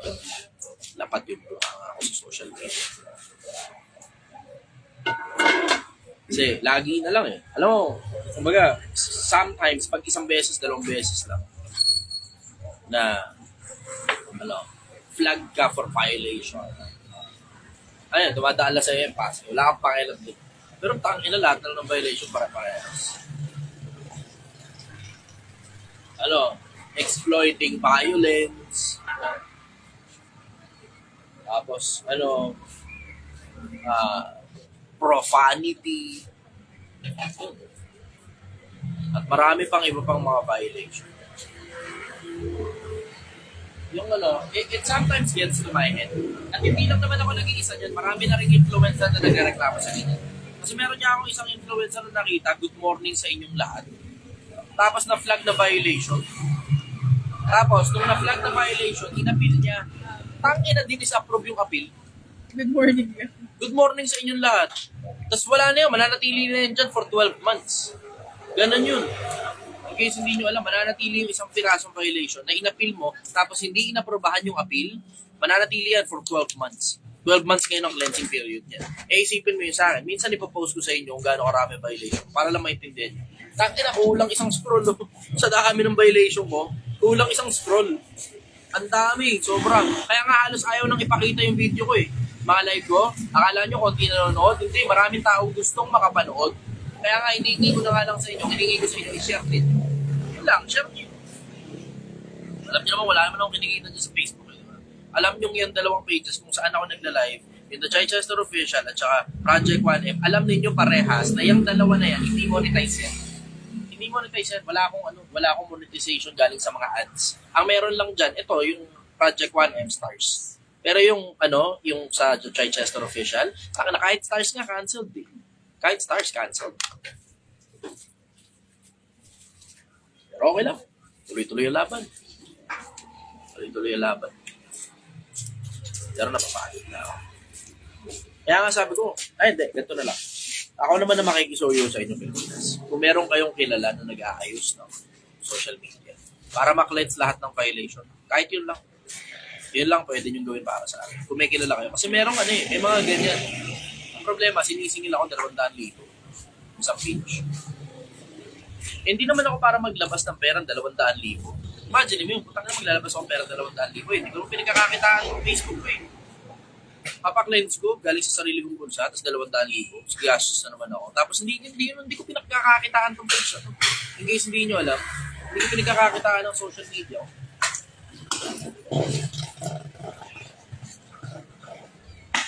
Kung ako makakapag-request, hindi ako nangingi sa inyo ng pera, hinihingi ko sa inyo connection. Kung may kakilala kayo, may tropa kayo na willing na tumulong para i-cleanse yung page.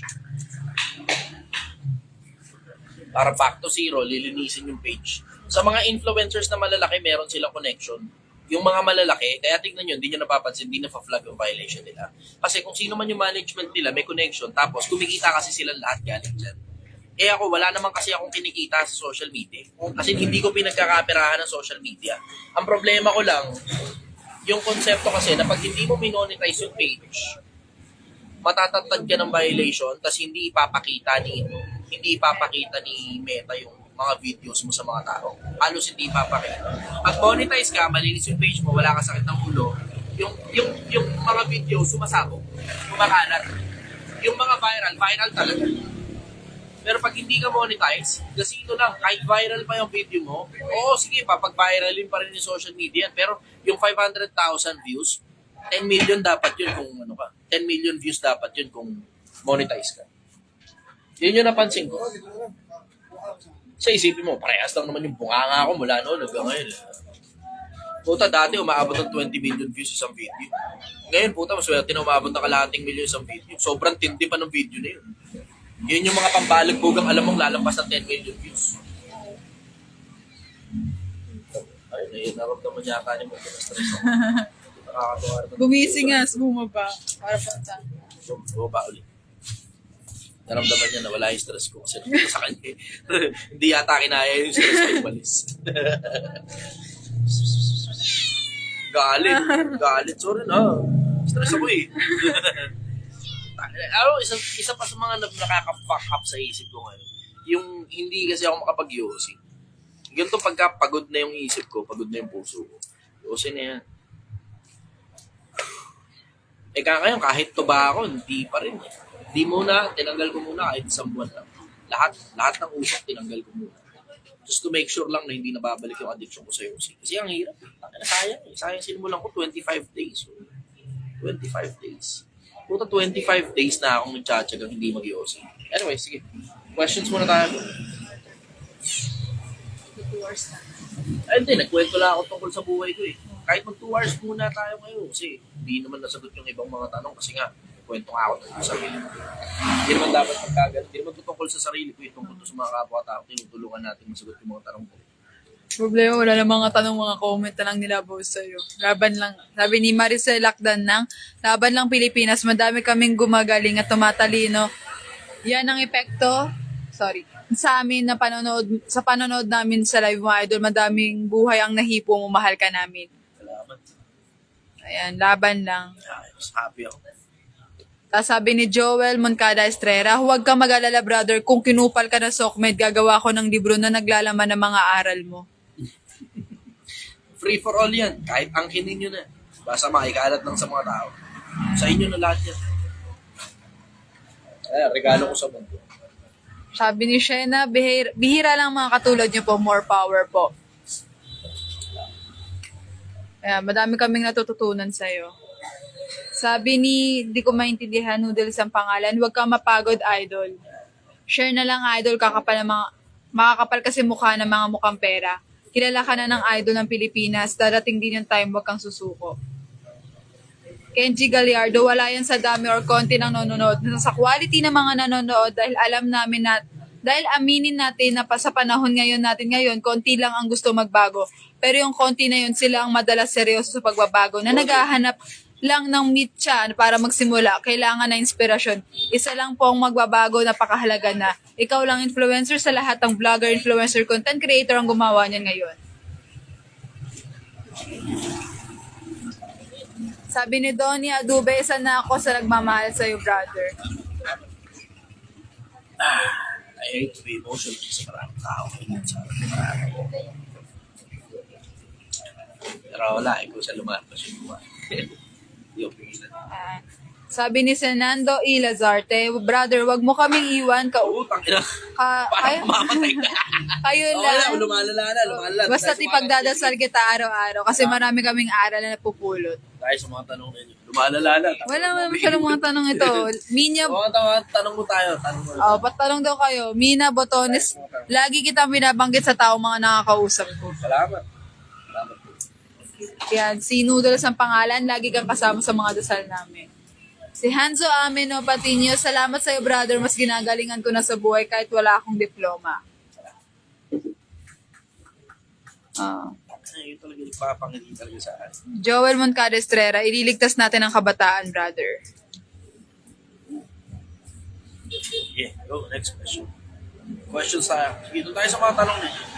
Kasi pag wala ka na kayo tanong, wala na kami choice, hindi ito lang. Kasi isang kalating oras na. Ato, meron dito. Pasilbihan natin kayo. CM Clifford, Sir, how do you manage your time? Curious lang ako kasi gusto kita ma-meet at makausap. Pusa. Brother. Pusa. Gusto kita ma-meet at makausap ng masinsinan someday. Dito na, punta ka lang dito. Or maybe one of these days nakakabitin kasi makinig sa live. I want to hear more wisdom coming from you, sir. Punta kayo dito. Taka makakakwento niyo ako rito kahit mga 1 oras pa. 2 oras, bala kayo. Masuya kayo sa akin. Lahat ng taba ng punta ko. Ita-tidal wave ko sa'yo.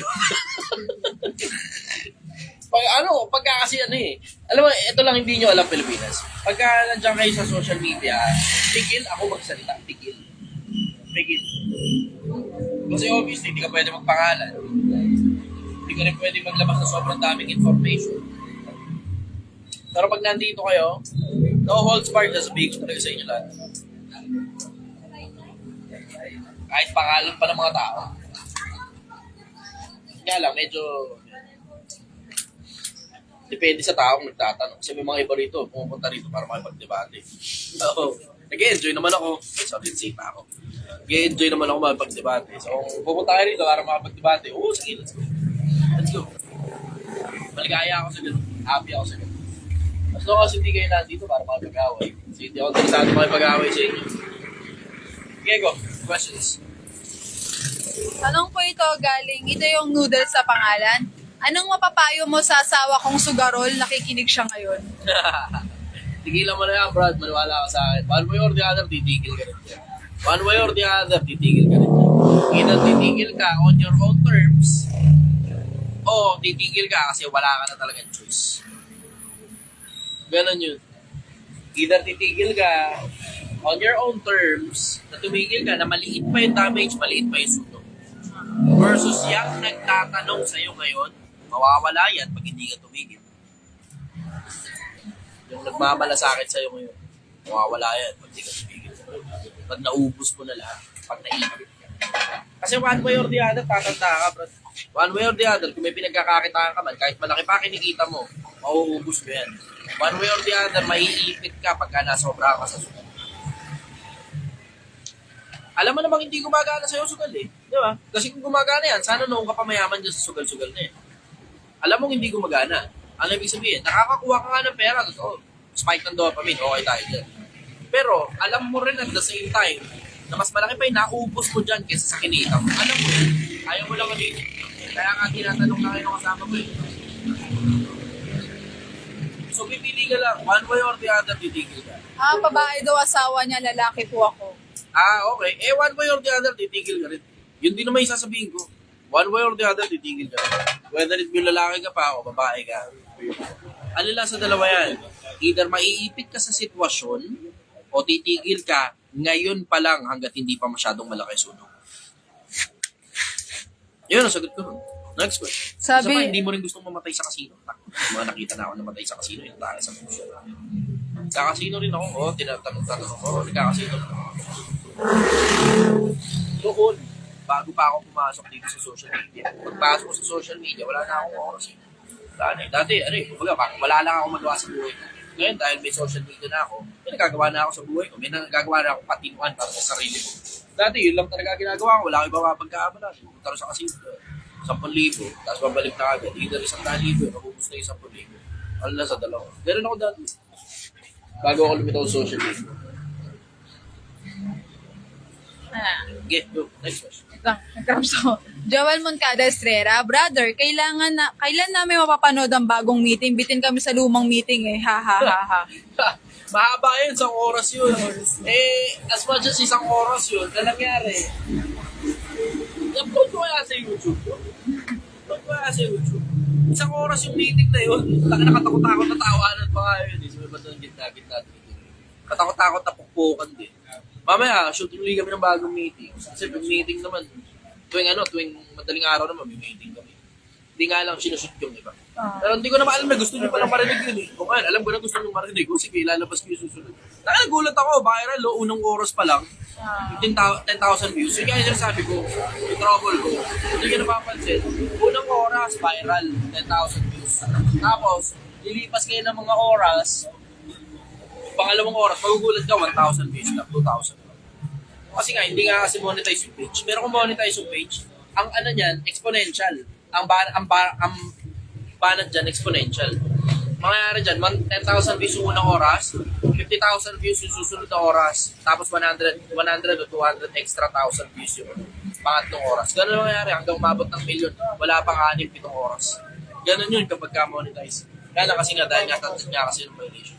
Eh, ang iniingi, 200,000. Hindi naman ako nangihingi sa inyo ng pera. Ang iniingi ko lang sa inyo, connection sana. Kung merong may alam kung paano. Kung merong may alam kung paano lilinisin yun. Kasi galing sa Facebook yan. Galing sa loob mismo ng Facebook yung may kakayanan na ayusin yan. In case hindi nyo alam, oo, meron din corruption sa loob ng Facebook. Pero yung corruption na sa loob ng Facebook, pinakikinabangan ng mga influencer yan. Ang tawag connection. Tapos yung mga nasa loob ng Facebook, kayang linisin yung mga violation. In an instant, kaya nila linisin yung violation. Good evening. Hello. Basta. Laging may pila dito hindi ko alam kung masarap ba ito Dumadaan lang ako dito. Oo. Kaya titikman ko. Lagi daw may pila eh. Lagi kasi maraming tao. O, patikman mo ngayon. Patikman mo. Free taste kami sa pao. Salamat po. Oo naman. Patikman mo yung sabaw. Sokaw talaga? Oo, yun yung masarap Pero yan. hindi. Lagi na nakasita. Yung karne, lasang karne lang yun eh. Gulay, lasang gulay lang yun eh. Lagi nakasita. Sabi Karne, ni lasang karne. Gulay, lasang gulay. Arlo Endoso, nakakatawa yung Master Haha na Jeff Lumbag hot seat yung nauutal magsalita dun. Haha. Yeah. Sabi ni Daryl Senate Parilla, tinry ko talagang wag tumawa sa lumang meeting ngayon. Haha. Huwag kayo mag-alala, hindi balat sibuyas si Francis.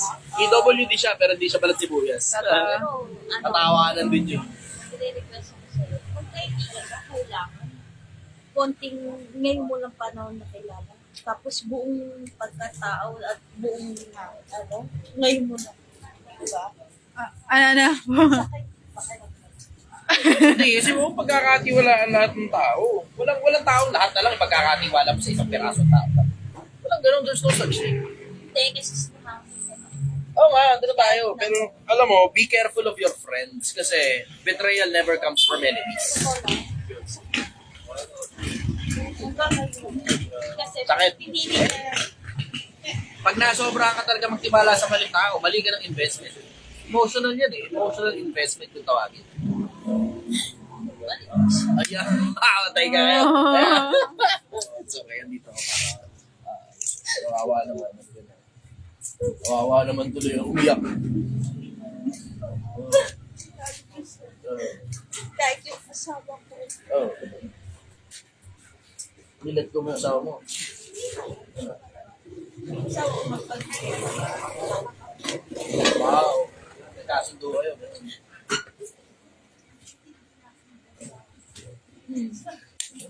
Mamaya pagkwentuhan natin. Mamaya pagkwentuhan natin. Akong bahala sa'yo. Eh nga, yung sinasabi ko sa inyo, Pilipinas. May mga pumupunta rito, ganyan talaga. May mga problema, may Bili mga mo na sakit ako ng ng mundo. McDo kasi nag-itrip ako eh. Okay lang yun. May mga kanina may kumakain ng McDo rito. Ayos lang yun. Kahit magdala pa kayo ng sarili yung pagkain. Baong kayo Pero, dito. Taga rito ka rin. Oo, dito lang. Bumilay ko ng Ay, Nakalive ako. Dali. Hindi ako pwede mag-disclose. Ako lang oh. Sige, mamaya. wala. Oh, nag-brown out. Happy birthday ko! Yan na! Ato ka na! Brown out. Buti na lang, battery itong mga to. Brown out. Uy, inaano kita. Kasi yung minsan yung Ayan, mga ayan. salita mo, totoo. Ayan. Brown out. May pitik-pitik ilaw. Minsan First time okay. ko, ha? Brown out, pati barangay brown out. Sige, Sabi ni Illustrious na Espiritu, grabe sir, totoo yun, napakasakit nun. Betrayal never comes from your enemies. they always come from friends or family. Sa mga kakilala. Sige, next question. Ayan, tanong naman po ito, galing kay, Baka ako na lang. Uy, ang gwapo mo. sabi ni Ruby Rag, sir, pwede bang tumambay dyan para makipagkwentuhan sa'yo? Dami kong gustong matutunan sa'yo. Dito, punta kayo dito. Kahit wala kayong pambiling pagkain, ayos lang. Kahit nakabisikleta lang kayo, punta kayo rito sa Francis niya, punta rito nakabisikleta lang. Ang panggaling yan, Tondo. Manila sa Summer in Manila. Ito nga yan. Sana. Tama yung pagkakaalala ko. Sige, go next question. Okay, tanong naman po ito galing kay Christian Cuarez. Sir, malapit na ako sa 1M. Ano ba need ko gawin? Ipang business o magstay na lang ako sa work ko? Dahil doon ko naipon yung 1M na yun. Ayan, yan ang magandang tanong. Yan ang magandang tanong. Gumagana na. Nakita mo na gumagana. Di ba? So, ibig sabihin, sa loob ng kalahating taon, nakaipon ka na 1 milyon. Ito ang suggestion ko sa'yo. Mag-ipon ka na sobrang dami. Tapos, kung maaari, nakakayanin mo, bumili ka ng bahay na diretso o apartment na diretso and you live off of it. Yan ba yan? Tuloy-tuloy na ngayon ang pasok ng pera sa'yo. Diba? Kasi kung nakakaipon ka pala ng 1 milyon sa loob ng kalahating taon, isipin mo kung ano ngayon ang maiipon mo sa loob ng 5 taon. Diba? Paano Exponential kung pa hindi yan eh. Exponential pa yan eh. Yung konsepto na kung doon sa trabaho na yun, sa loob ng 5 taon, mapopromote ka pa. Ay, lalaki pa ngayon ang sweldo mo. Diba? Kung gumagana na sa'yo isang sistema, ito isa sa mga pinakamalalaking bagay. Let me tell you a little secret. Isa sa mga pinakamalalaking bagay na natutunan ko sa buhay. I-share nyo muna tong post, tapos type done kung na-i-share nyo na. Tungkol sa pera na nakaipon na kayo ng halos 1 milyon, type done kung na-i-share nyo na tong post na to. Alam nyo naman, wala naman ang pinikita rin. Makatulong lang tayo sa iba. Hindi ba kailangan pera natin? Yan. Yung pagmamahal at saka kayo. O ngayon, ito ngayon ang punto. Kung nakakaipon ka na doon sa sistemang ginagawa mo, meron ako isa sa mga pinakamalalaking bagay na natutunan galing sa buhay. Ang tawag, kawikang English ito. Do not fix something that is not broken. Do not fix something that is not broken. Yung paraan mo kung paano kumita ng pera, walang diferensya. Gumagana. Kalahating taon, nakaipon ka ng halos 1 milyon. Ano ngayon ang gagawin mo sa pera? Dadagdagan mo na lang yung passive income. Hindi active income ang dapat mong dagdagan.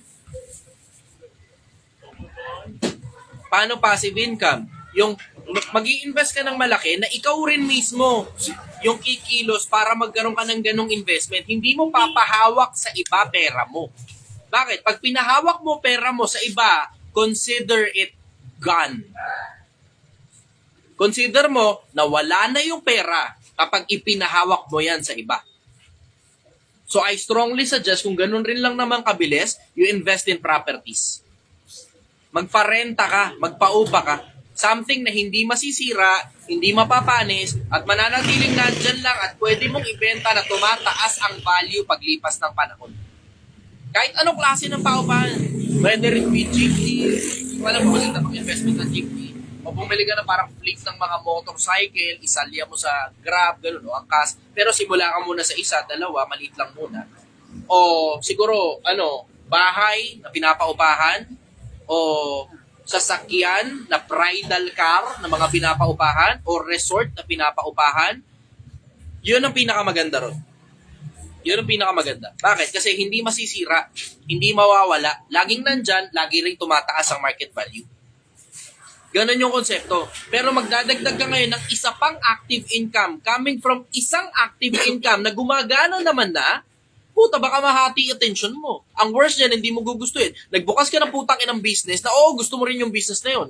Pero hindi mo alam na sobrang laking oras pa na kailangan kainin doon. Tapos ngayon, dahil doon sa business na yun, nasisira na ngayon yung hanap buhay mo. Yung primary source of income mo, napapabayaan mo na. Kailangan mo i-consider din yun. Na hindi lahat ng tao pang negosyo. May mga taong piloto. Magaling silang magmaneho ng eroplano. May mga kapitan, chief mate, first, second, diba? May mga militar, may mga pulis na magaling sila sa ginagawa nila. Pag magaling ka sa ginagawa mo at hindi ka sigurado tungkol sa pagnenegosyo, testing mo, barya-barya lang muna. Pero pag kinakain na nung negosyo na yun ng malaki, ang oras mo dun sa hanap buhay na kumikita ka ng malaki, ilaglag mo yung negosyo. Ilaglag mo. Bakit? Kasi for all you know, yung kinikita mo galing sa hanap buhay mo, malinis na income na yan. Malinis na income na. Neto mo na. Neto. Hindi mo alam kung gaano kahirap maging negosyante. Na ngayon, hahabulin mo ngayon yung nineneto mo sa malaking hanap buhay mo, na malaki ang kinikita mo, galing ngayon sa isang maliit na negosyo na sana pumaldo. Na malamang baka hindi. Bakit? Kasi kabisado mo na sistema rito. Kumikita ka na ng malaki. Mahahati ngayon ang isip mo na meron kang hanap buhay na malaki ang kinikita, tapos meron ka pang negosyo na ang laking oras ang kinakain sa'yo. Baka bumagsak yung unang hanap buhay mo. Iingatan mo. Kasi yan ang dahilan kung bakit kumikita ka ng malaki. Malaki ang kinikita mo.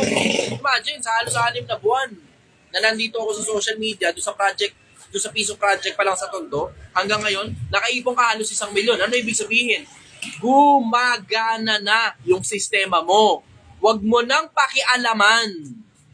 Magdadagdag ka, kung magdadagdag ka man, ang idadagdag mo, passive income, parenta, na maaaring maliit o malaki yung ipupuhunan mo, pero hindi masyadong malaking oras ang kakainin sa'yo. Bakit? Kasi kailangan mong ibigay yung malaking oras mo dun sa trabaho na kumikita ka ng malaki. Dun mo ibigay ang oras mo, kumikita ka ng malaki ron eh. Ngayon, paglipas ng panahon, okay na sa'yo yung mga apartments mo, okay na sa'yo yung mga pinaparentahan mo, you can live off of it plus your savings, then you can retire. Pwede ka na magpahinga. Ang ibig sabihin ng pagpapahinga, hindi mo nagagawin yung mga bagay na hindi mo gustong gawin. Yung mga gusto mong gawin, yun lang ang gagawin mo, tapos yung mga hindi mo gustong gawin, na kailangan mo pa rin gawin, magbayad ka ng tao, sila na gumawa ng para sa'yo. O ngayon, ano na ngayon ang mangyayari? Mabubuhay ka ng maligaya, masaya, at walang masyadong maraming problema. Lahat ng mga sakit ng ulo na hindi mo gusto, pero obligado kang gawin, magbayad ka ngayon ng tao para sila gumawa ng para sa'yo. Yun ang sagot ko. Tanong-tanong na yun. Ang ganda ng tanong na yun. Ang ganda ng tanong na yun. Sige, ilang ano na tayo? Magdadalawang oras? Wala pa. 2 oras na. 2 oras na? Sige, last question. Hanap ako na medyo magandang tanong. Kailangan ko palang bawasan yung pagiging. Takin, ang ganda rito kayo. Hindi nyo gusto nyo makita? Ito yung buong lugar ngayon. Takin na sobrang romantic ng lugar. Hi, Gail. Sobrang romantic. Shoutout muna kayo dyan. Hello. Ay, mga tao ron. Sabi lang, shoutout kayo. Hello. Anniversary nyo? Happy anniversary! Oh, ano sabi nyo? Anniversary! Bigyan natin airtime. Airtime! Okay, anniversary. Ayan. Ang ganda rito ngayon. Oh, sige.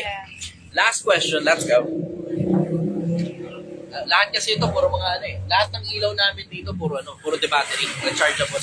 So wala kami ngayong problema. Hanggang sa ilaw, sila lang. Lahat sila nakasaksak sa kuryente. Kaya Wala nang question, sir. Puro brown out. brownout nga ako, brownout.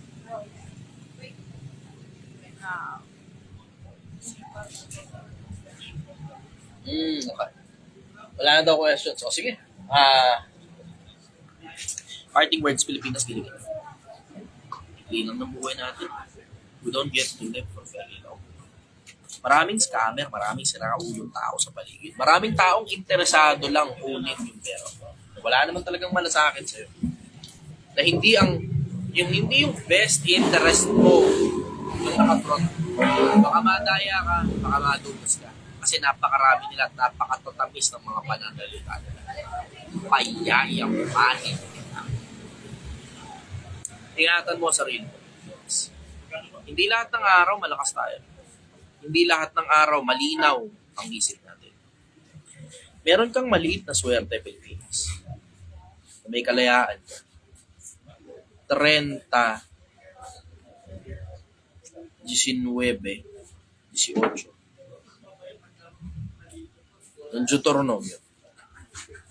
Aking tinatawag ang langit at lupa na pinakasaksi sa iyo sa araw na ito. Na aking nilagay sa harap mo ang pagpapala at ang sumpa, ang buhay at ang kamatayan.